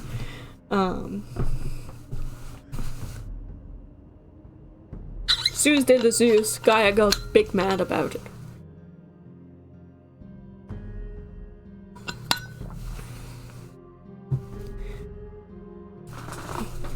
Anyway, Island of Creation, to get to the Sisters of Faith, you fight several people along the way, among which Theseus, who is protecting the fates for Zeus. You fight the leader of the barbarian horde that was gonna kill Kratos, but then was defeated by Ares.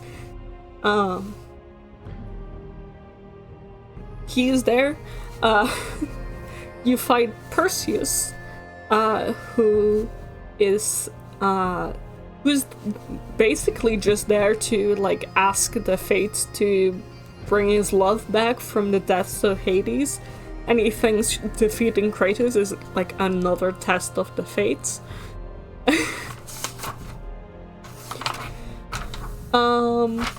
And you also find Icarus, who is trying to cross the bridge to get to the island. And is all like, no, this is my thing, I'm gonna get across, I'm gonna meet the fates, and I'm gonna get back to my father. And Kratos is like, I don't give a fuck, I'm gonna steal your wings.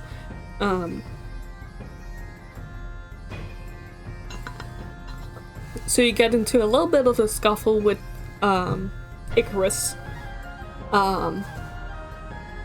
You basically rip his wings from him. As you fall down, you fall back down into Tartarus, into Hades, basically condemning Icarus to a life in Tartarus, as you basically yeet him down there to steal his wings and use them. You're now in Tartarus. You meet Atlas again, who is like, I remember you. You're the guy that locked me back up here. Why are you now defeating Zeus? What the fuck happened? You need a loyalty card for the talents at this point. Yeah, we really do.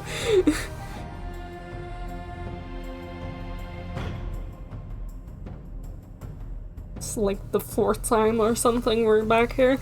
Anyway, you're in Tartarus. Atlas, you meet Atlas, who is like, Kratos is being all shouty and like, I'm gonna kill Zeus, and Atlas is like, yeah, okay, I can rock with that. And you do like fight him a little bit, but not really, and you go off again. And Atlas also tells you a little bit more about the war between the Titans and the Olympians, which happened, at least according to his words, because Zeus wanted to rule over the mortals really badly. And then to do that, Zeus created the Blade of Olympus to kill the Titans.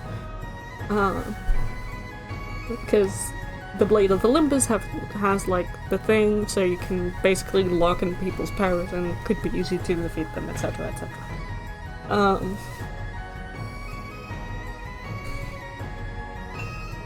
To be fair, Zeus does really rule really badly. He does. We'll get to that.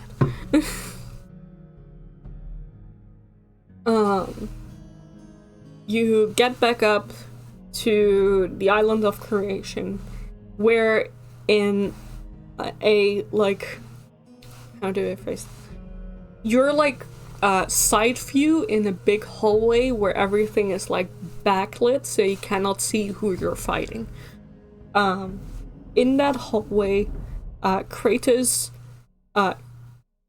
beats the absolute shit in who turns out to be a Spartan soldier who you were kind of talking to in the beginning when Kratos was like fighting alongside the Spartans. The Spartan soldier basically tells him that after Kratos died to Zeus, Zeus basically went on to destroy Sparta. And the Spartan soldier went out to find the Sisters of Fate to save Sparta. But Kratos basically killed him by accident. Zeus is once again really fucking pissed. Kratos is really fucking pissed because now Zeus has destroyed the one single last remnant of his, of his life that he had. Because Kratos can't have nice things, exactly. Kratos is really fucking pissed, but also he is so done at this point. He is just like, I don't have anything left, I don't have anything to fight for. Whatever. Why should I even?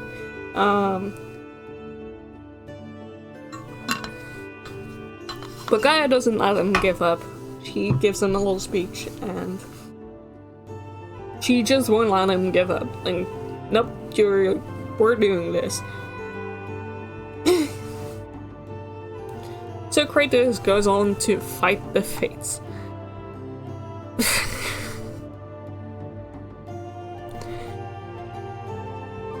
The Fates are weird.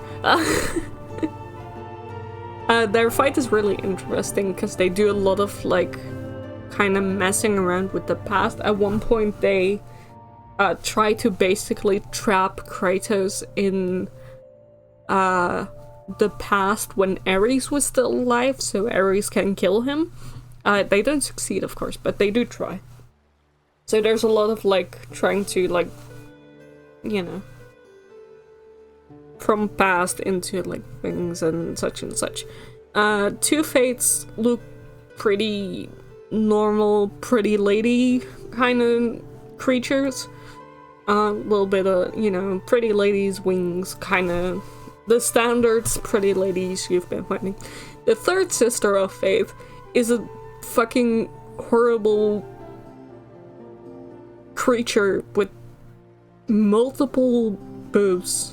Not multiple as in two, multiple everywhere.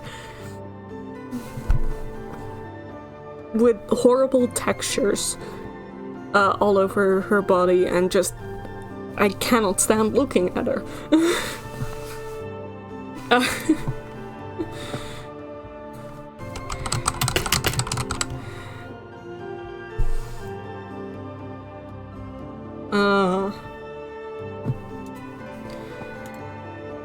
Let's put up this picture to really demonstrate what the Sisters of Fate look like.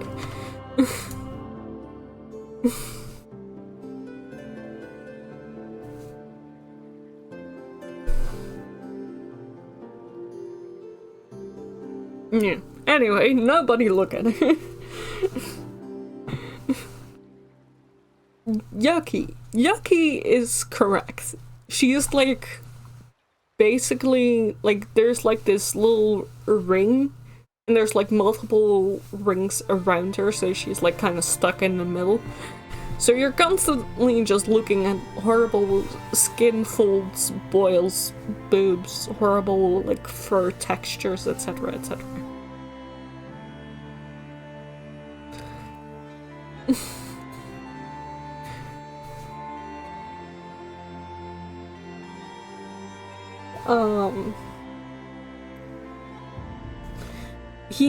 Kratos ends up beating the Fates. He goes back to the past to take the Blade of Olympus and try to kill Zeus. Fights Zeus. At one point he pretends to give up, but takes Zeus by surprise, tries to kill Zeus. But before he tries to kill Zeus, Athena suddenly interferes, takes the hit for Zeus, and dies. Before she fully dies, she reveals that Zeus and Olympus are connected and like connected to the Greek lands. So should not kill Zeus because it will ruin everything. And she also reveals that Zeus is Kratos' father. So Kratos finally learns he's a demigod. And like that, the reference to breaking the cycle earlier was like Zeus talking about Kratos killing Kronos, and he doesn't want Kratos to kill himself, so he killed Kratos in return.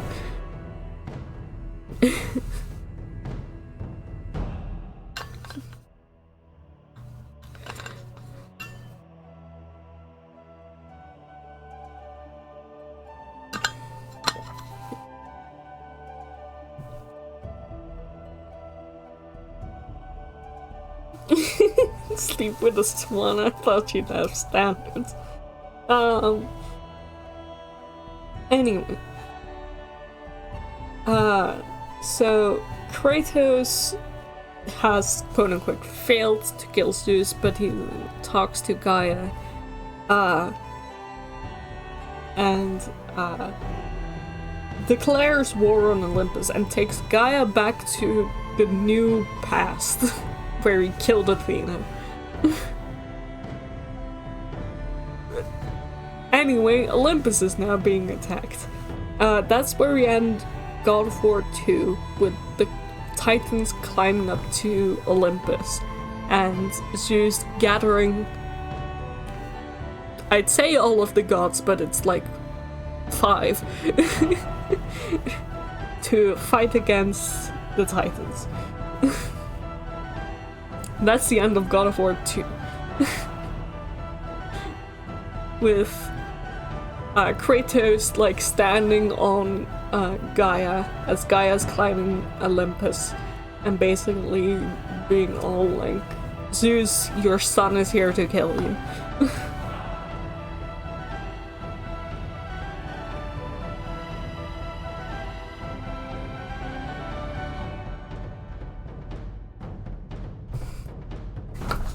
Anyway, God of War 3. We're getting there. It's the final game, everyone.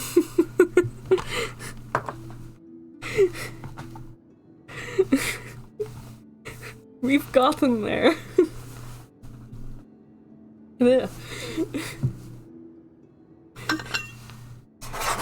I still have like 3.5 pages of notes left.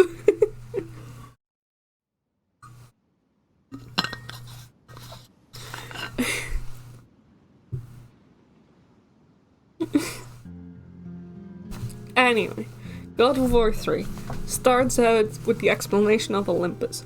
That basically everything is... Olympus grew out of Hades, so you have basically like a big, like, pillar up. It's all connected, basically. It's like Hades, there's multiple levels of Hades, then it's all the way up to Olympus. This is important for reference. We get back to our little thing with, yeah, have a good eep, Kiro. If you do fall asleep. We see Zeus, like, gathering some of the gods. There's, Hades, there's Poseidon, there's Helios, and there's Hermes. That's the people he gathered, I guess. I don't know why those are the only ones to show up, but they're there. Once again, Kratos riding Gaia, climbing Olympus. He's like fighting on her. Poseidon is the first to come down to really deal with the Titans.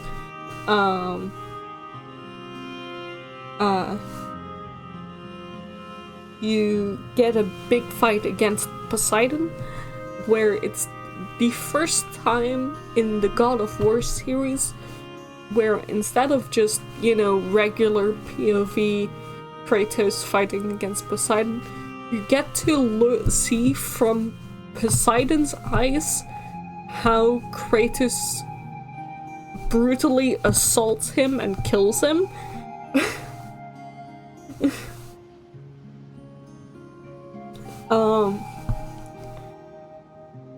Which ends with Kratos, pushing in Poseidon's eyes so he goes blind and throwing him down, basically killing him. We're having fully in happy fun times territory now. With Poseidon's death, there's an immediate rising of the sea levels.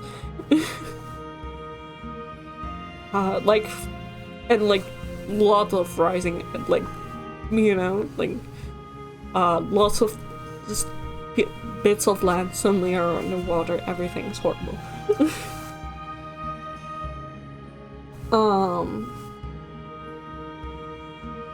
Continue to climb up Olympus. Zeus hits Gaia with an attack. And Kratos and Gaia both start falling down. But Gaia's trying to save herself. And Kratos is asking for Gaia to save him because he is tiny, she's big. Please help.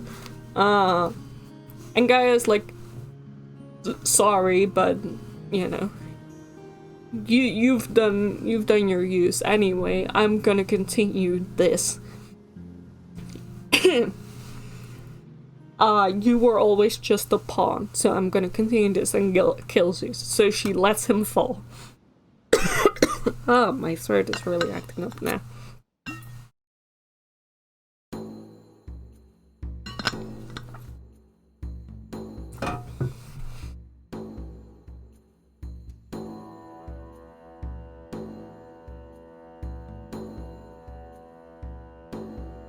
Anyway, need a break? No, I'm gonna continue this. Kratos, because it's all connected, Kratos falls from Olympus all the way to Hades. We're back in Hades, everyone.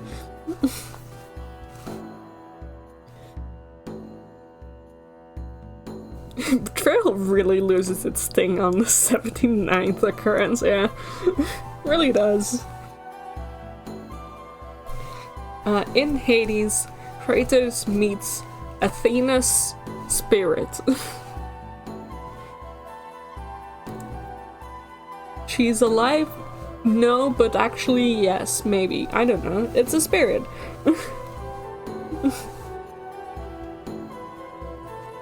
And Athena, Kratos is all fuck you, why did you take the hit for Zeus? I was gonna kill Zeus, why did you do that? And Athena is just, well, anyway, doesn't matter. Death gave me a new perspective on the situation.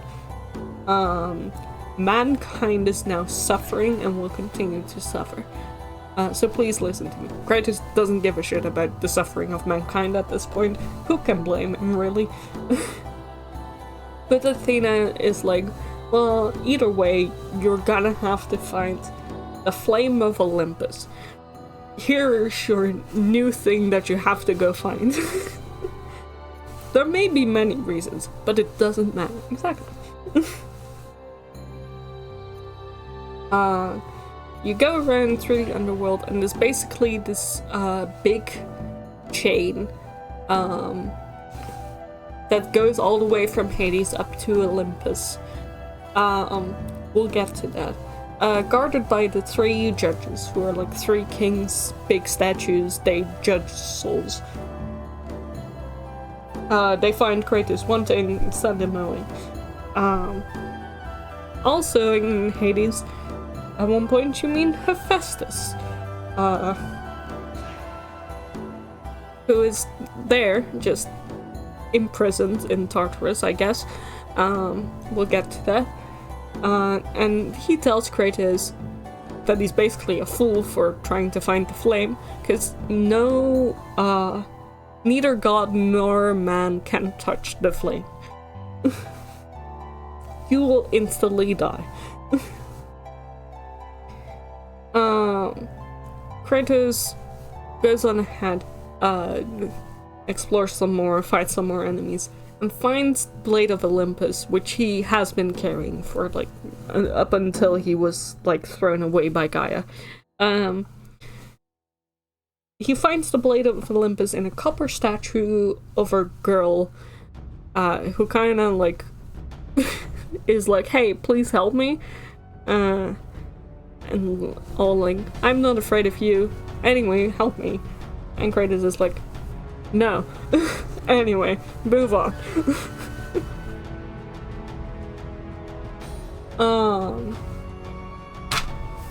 That happens. You go off, you find Hades' throne room, basically. Or not really, his personal quarters.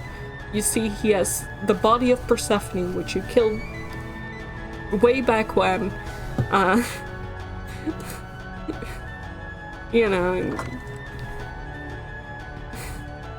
you killed there.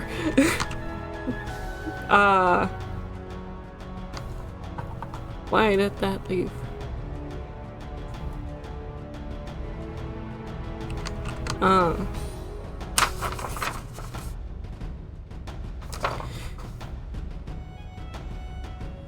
Anyway. You find the body of Persephone in a glass coffin. You basically use the glass coffin as a fucking storm ram to get to Hades. The person Hades, the god Hades, not the place Hades. It's very confusing when they're both called Hades. You fight Hades, who is... Hades' attacks are basically like trying to pull Kratos' soul from his body.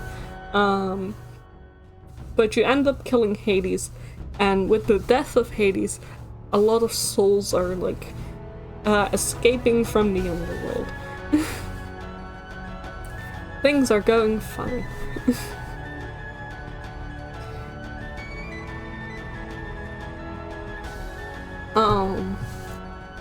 You go talk to Hephaestus again, who is like, what the fuck, I didn't expect you to kill Hades anyway, good job. And explain some more of his lore. Look for his spookums. All because Hades was killed. But it explains that Zeus married him to Aphrodite, but Aphrodite basically never visits him, even though there's a portal to her chambers, like right there on the ledge. But also that the day Kratos killed Ares, Zeus changed, and was gripped with fear. He also kidnapped Hephaestus' daughter, Pandora. And Hephaestus has been, since then, imprisoned and is trying to recreate her out of these bronze statues, which there's many of them all over the place and all like hanging from the ceiling and everything, because he misses her so much. Hephaestus asks Kratos to return Pandora to him, and Kratos is like, well, no. Still refuses.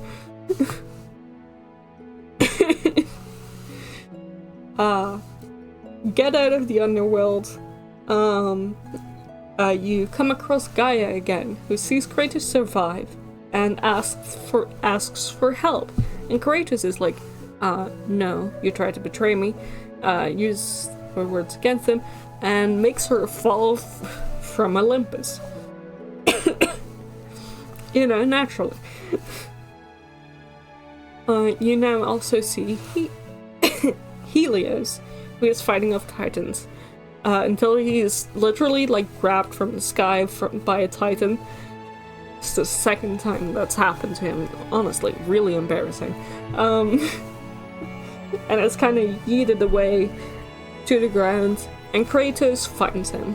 And Helios is like, we've met before. I've not forgotten the debt. Anyway, can you please help me again? I'll repay you, etc., etc. Kratos is like, no. My life is not in danger around here. And he pulls Helios's head from his body, just rips it off, and uses it as a flashlight for the rest of the game.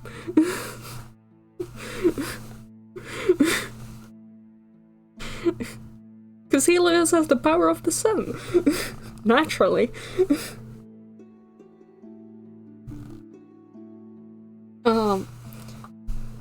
Pandora, you meet Pandora again, or like a statue of Pandora. Mimir isn't the first head on his hip. No, it's not. We'll get to that in the God of War Ragnarok DLC.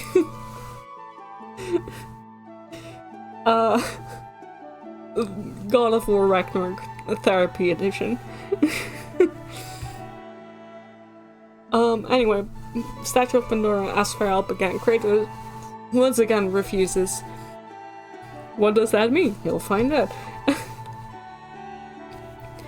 Anyway, now you meet Hermes. Yay! Hermes is a little shit. As he is. Tells Kratos, oh, you'll never catch me, you're so scared of me, and then runs away when Kratos takes like one step forward. Recites a little poem to Kratos. And just like runs off. They don't fight, he just runs off, and Kratos is like, well, what the fuck do I do with that? Mr. Haha, you killed your family, yeah. Yeah, exactly. That's the guy. Kratos finds the Flame of Olympus.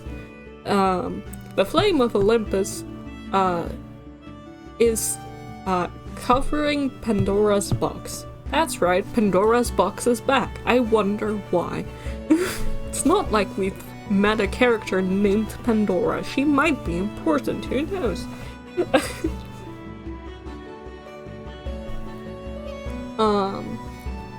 Athena comes up, Ghost of Athena explains, still a stronger power trapped in the box, which has been missing from the world. Because when Kratos, released everything to the world, there was still something left.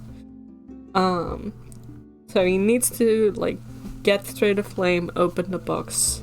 But he can't, because everything that gods nor mortals can touch the box, because they will touch the flame, because they will die. Because after the war against the Titans, Zeus commissioned Hephaestus to build the box of Pandora to contain all the evils that were created by the war. So you have fear and greed and hates that were all they all put that in the box. And Athena also says that the box can only be taken from the flame by its namesake, Pandora.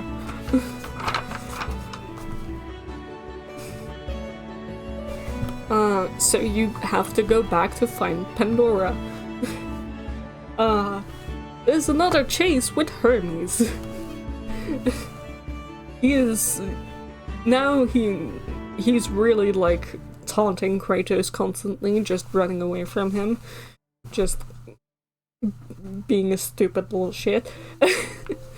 And ends with a battle between Hermes and Kratos, where Kratos really wants Hermes' shoes, so he brutally rips and cuts off his legs and kills him.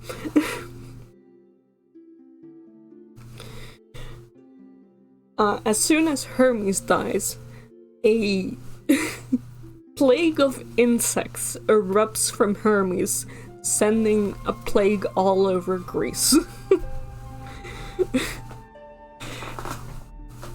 Oh, by the way, when Helios died, everything fell into darkness. Greece is looking a little bit rough at this point.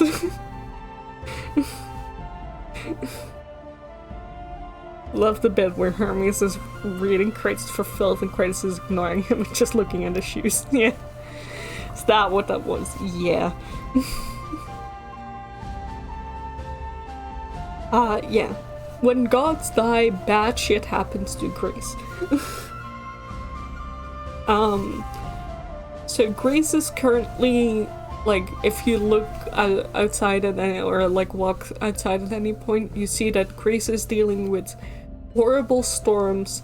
Like, the sea is everywhere, it's dark, storming, everything, there's not a speck of light.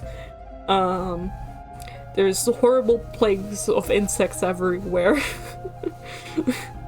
And you know, people, the god of Hades is dead, so people are, death is ruined.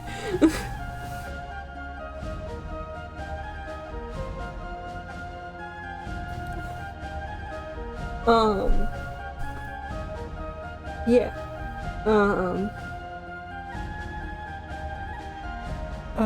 You get to...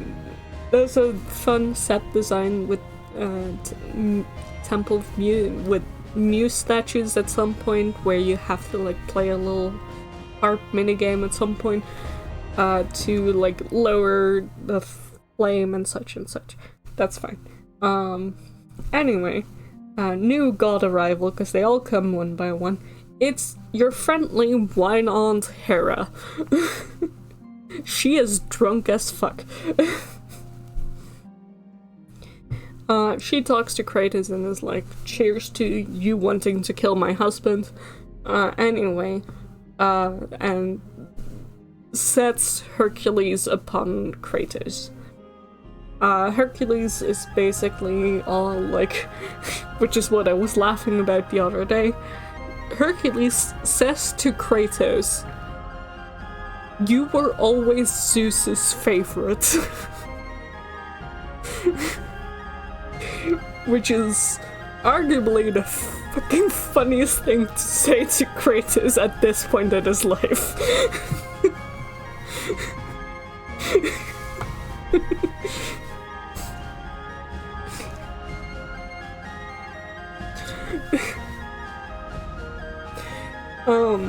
Because Hercules is kind of pissed that he was stuck like doing stupid little labors, like digging out like the stables and such, while Kratos was like being chosen to defeat Ares and become the god of war and such and such. Hercules, honey, I didn't think you were gifted with that. Yeah, no, I don't think he was either. So anyway, Kratos punches his face in. Literally, like, through the ground, punches in his face in, and, like, they end up in, like, some kind of underground, like, water where he's, like, you know, face down in the water.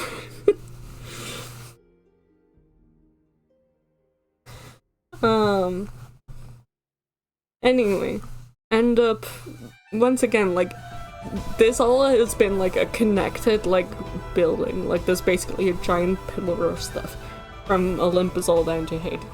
You end up on, like, seems to be, like, some kind of Poseidon's chambers or something, where you find, because you find the appropriately named Poseidon Princess, which is her name in the game, who has been trapped in a room.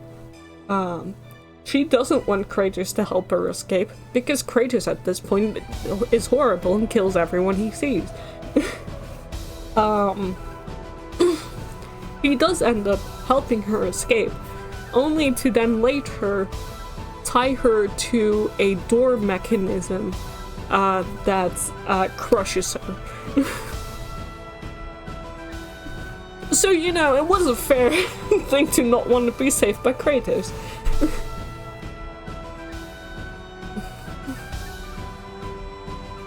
Also, naturally, the Poseidon Princess has her, like, boobs out.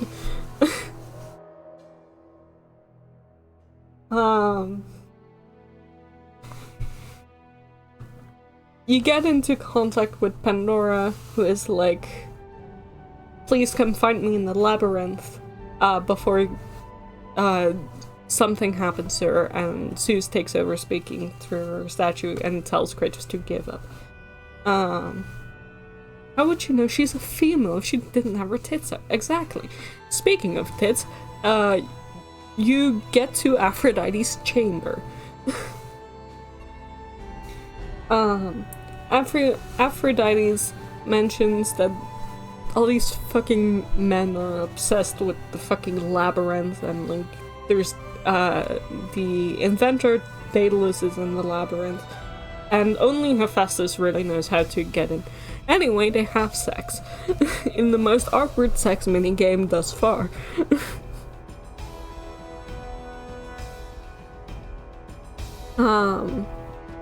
Where Aphrodite kind of like crawls her way up to Kratos to seduce him, asks him to sleep with her, and they have sex, and while they're moaning they zoom in on Aphrodite's handmaidens, who get so turned on by watching this that they start making out themselves. Think about Minotaurs for a second. Oh yeah, there have been plenty of Minotaurs at this point. I'm not mentioning all the, like, there's been satyrs, there's been gorgons, there's been minotaurs, there's been centaurs, everything. Every Greek creature you can think of has been in the game. To be defeated in Kratos' enemy hunt. Anyway, after that horrid moment of Aphrodite and Kratos having sex and her handmaidens getting turned on by it to the point they're making out, you go through the portal to that leads to Hephaestus, who, as soon as you get to the portal, is like, Aphrodite, my love, you have come, and then sees Kratos and is like, did you have sex with my wife?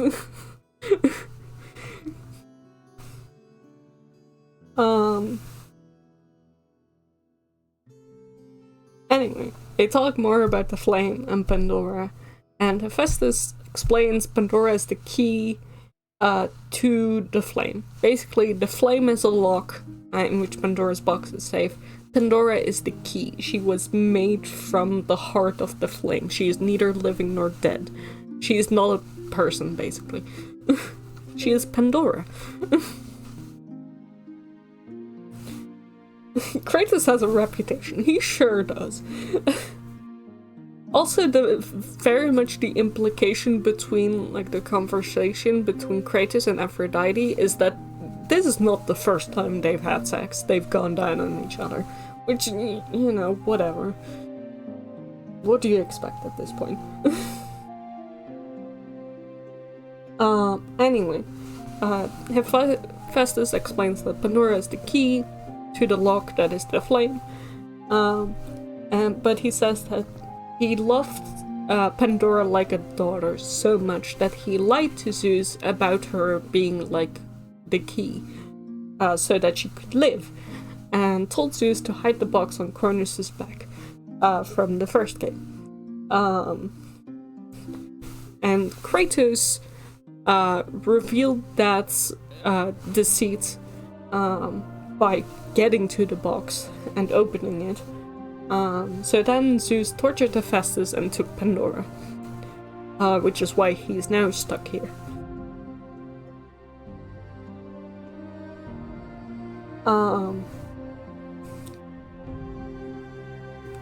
And he was basically begging Kratos to not go after Pandora, to leave the flame alone, because he doesn't want to lose Pandora. But then suddenly changes his mind and tells Kratos he will help him by making a weapon for him. But he just needs something. So go get it. And the thing he needs happens to be carried by Kronos, who is still alive and trying to kill Kratos. Because apparently, like, crawling around the desert with a temple on your back was better than being imprisoned in Tartarus. So he blames Kratos for that.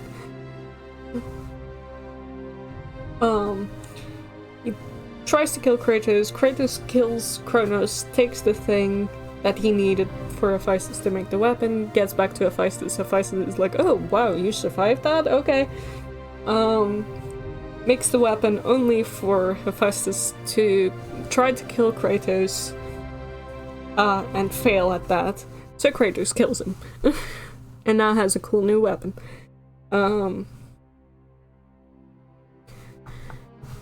You come back outside again. You meet Hera again, who is now really fucking drunk, like cannot walk anymore drunk. She tells Kratos he is killing fucking everything, and that she's trapping him in a maze. So naturally, the maze is kind of like perspective puzzles, basically. And at the end, Kratos breaks Hera's neck, and when he kills her, everything starts to rot. Like, all the plants start to rot. So everything's looking really, really rough.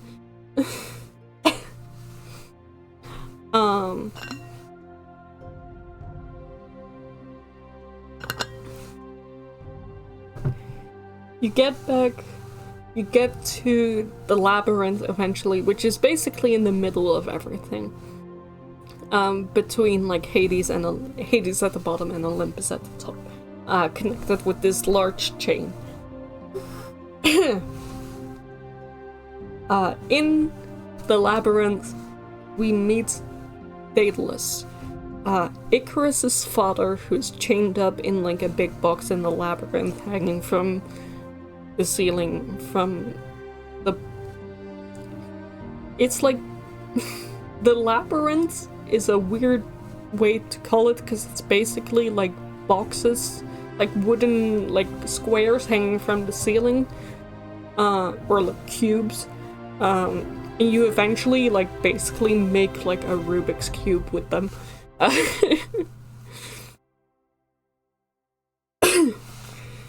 But anyway, Daedalus mistakes Kratos for Icarus because of the wings, tells us everything we need to do, and reveals that Zeus imprisoned Daedalus to build the labyrinth for him, and promised him he'd meet his son again if he did.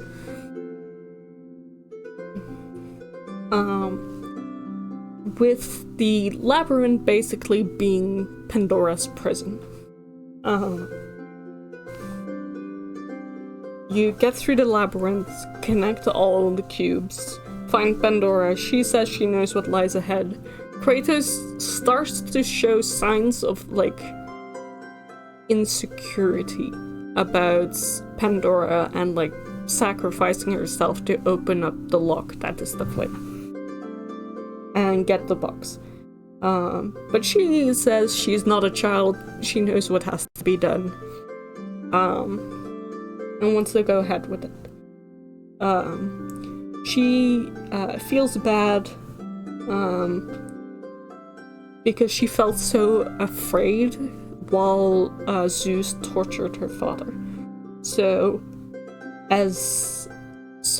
she now feels hope again because the gods that she feared so much now fear Kratos, and that gives her hope.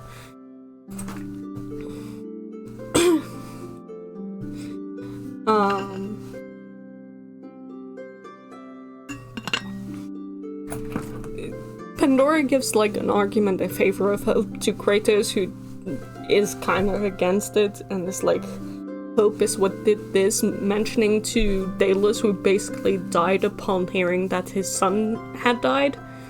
Again, the son that we kind of plunged into Tartarus.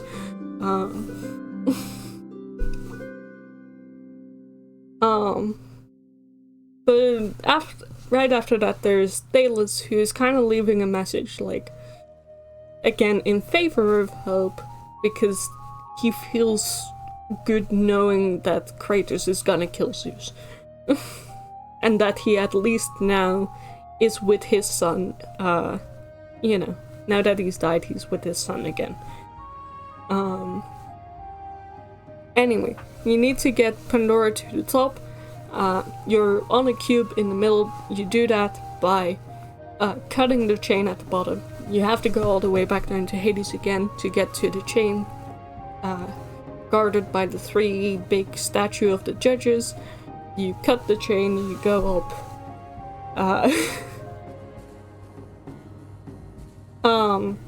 You get back to the room with the flame in it with Pandora's book.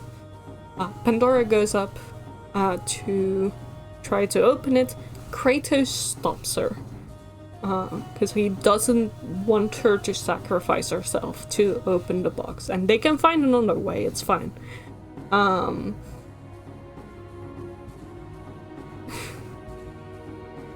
She, in his eyes, she's just a child. They will find another way. This is not her problem.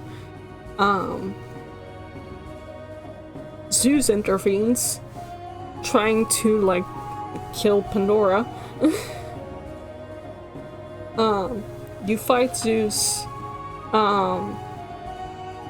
Things end up happening, and Pandora is, like, being sucked towards the flame, being held by Kratos, who doesn't want to let go of her. Pandora's arguing that he should, and Zeus is arguing that Kratos shouldn't let her go, and that if he lets her go, he has failed someone again. Just kind of trying to be, like, as Zeus as possible, just reminding Kratos of his past. But Kratos ends up believing Pandora, lets her go into the flame to open up the lock. He opens the box, and the box is empty. And Kratos feels horrible because Pandora sacrificed herself for nothing. As Kratos goes to fight Zeus, Gaia shows up. She's still there. She tries to crush both of them, basically saying they're both at fault here, trying to crush them. Kratos ends up killing Zeus and Gaia, both in the same stab by, like, putting, like, the blade of Olympus through Zeus into Gaia's heart. It's pretty fucking cool. But whoops, there is Spirit Zeus happens, cause couldn't be that easy. And Kratos is being covered by this path of darkness. It sounds really epic. It really is. Kratos is engulfed by darkness, and it shows Kratos, his family, his wife and child again, and how they were, like, thinking how he'd come to save them, wondering what was going on outside while they were in the temple hiding from him, which they didn't know, and his daughter, like, begging for him to stop as he killed her mother, his wife, and such and such. But Pandora's voice speaks up and helps him literally light the way with a flame of hope. And helps him confront the demons that have haunted him for all the games you see here. And find forgiveness. Forgive himself for the sins he committed. And hugs the ghost of his family.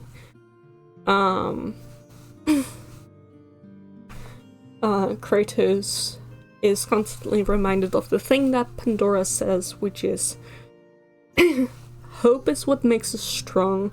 It's why we're here. It's what we fight with when everything else is lost. That's basically what it keeps, like, flashing back to Pandora saying that. You get to see from Kratos' POV, first-person POV, through Kratos' eyes, as he kills Zeus with literally the power of hope, with the flames and everything. Kratos, as Zeus dies, Kratos sees everything that he's done to Greece, like it's in horrible state, like storms, darkness, rots, plague, everything.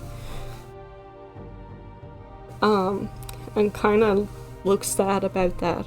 Goes to Athena, shows up again, and insists he gives her the power that he got from the box, because that's the power she put in the box. Because when everything evil was put in the box, she was like, she feared what would happen if one day the box got opened and everything would be free. So she put the power of hope in the box to hopefully combat that. Kratos insists the box was empty, which it was. And Athena reasons that when she figures out that when the box was opened back in God of War 1, when Kratos opened the box to defeat Ares, all the evils got freed and infected the gods, which is why Zeus has been so paranoid all this time, because he was gripped with fear from the box. And meanwhile, and Athena thought Hope had stayed in the box, but turns out Hope hadn't stayed in the box. It had come out and had infected Kratos, which is why he's always been able to keep on fighting.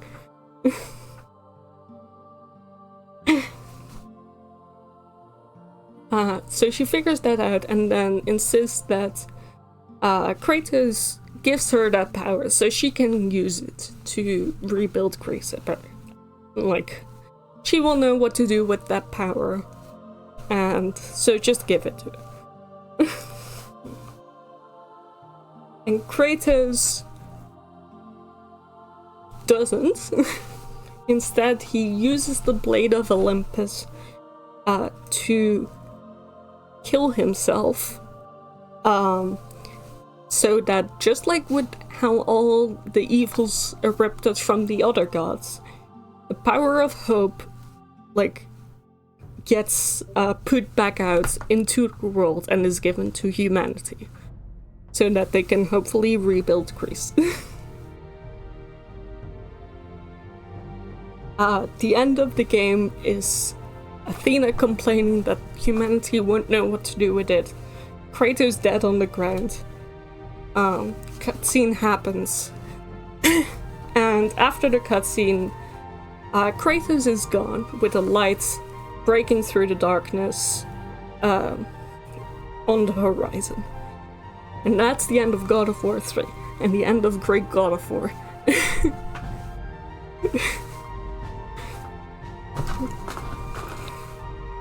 He's hopeless now.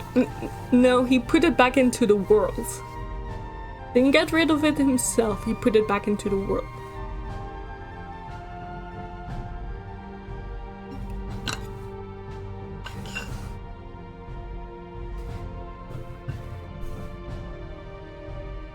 And then God of War 2018 happens, where he's in a different realm with his wife just having died and having a son he doesn't know what to do with.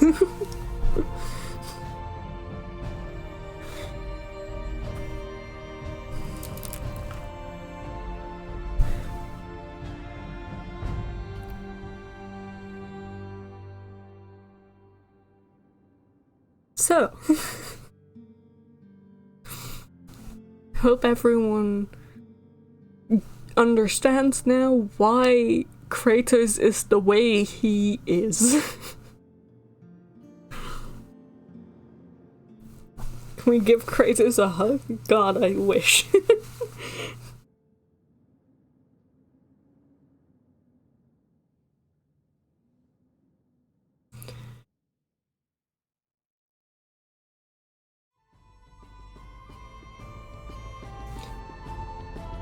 hope it lends some weight to every single time in Norse God of War that Kratos says that he doesn't trust the gods and the gods shouldn't be trusted and it's bad to be a god.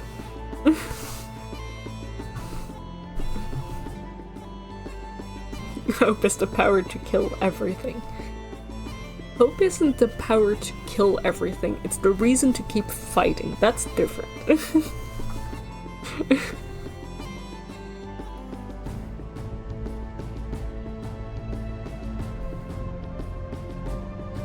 Specifically fight against the injustices that the gods put on you.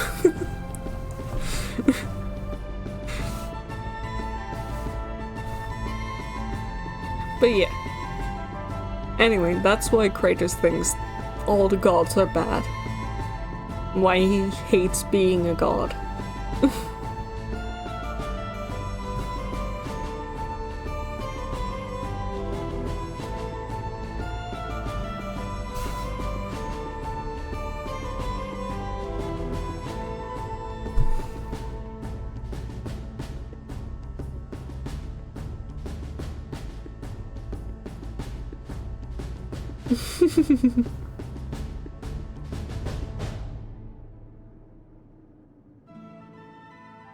Listen, the fighting against injustice can happen in really brutal ways, okay?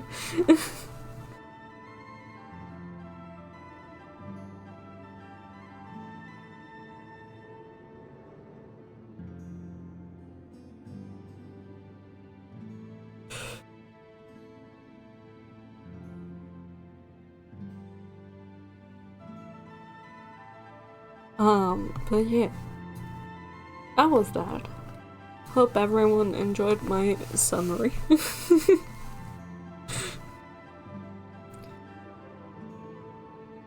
Sometimes you gotta rip a hyperactive god's legs off because he was wearing 6 shoes, yeah.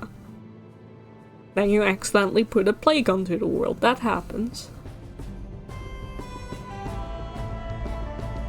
Yeah.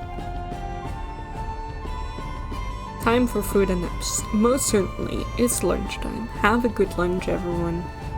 I'm gonna rest my voice for the rest of the day, Jesus Christ. Have a good one. Bye bye. Bye everyone. Bye.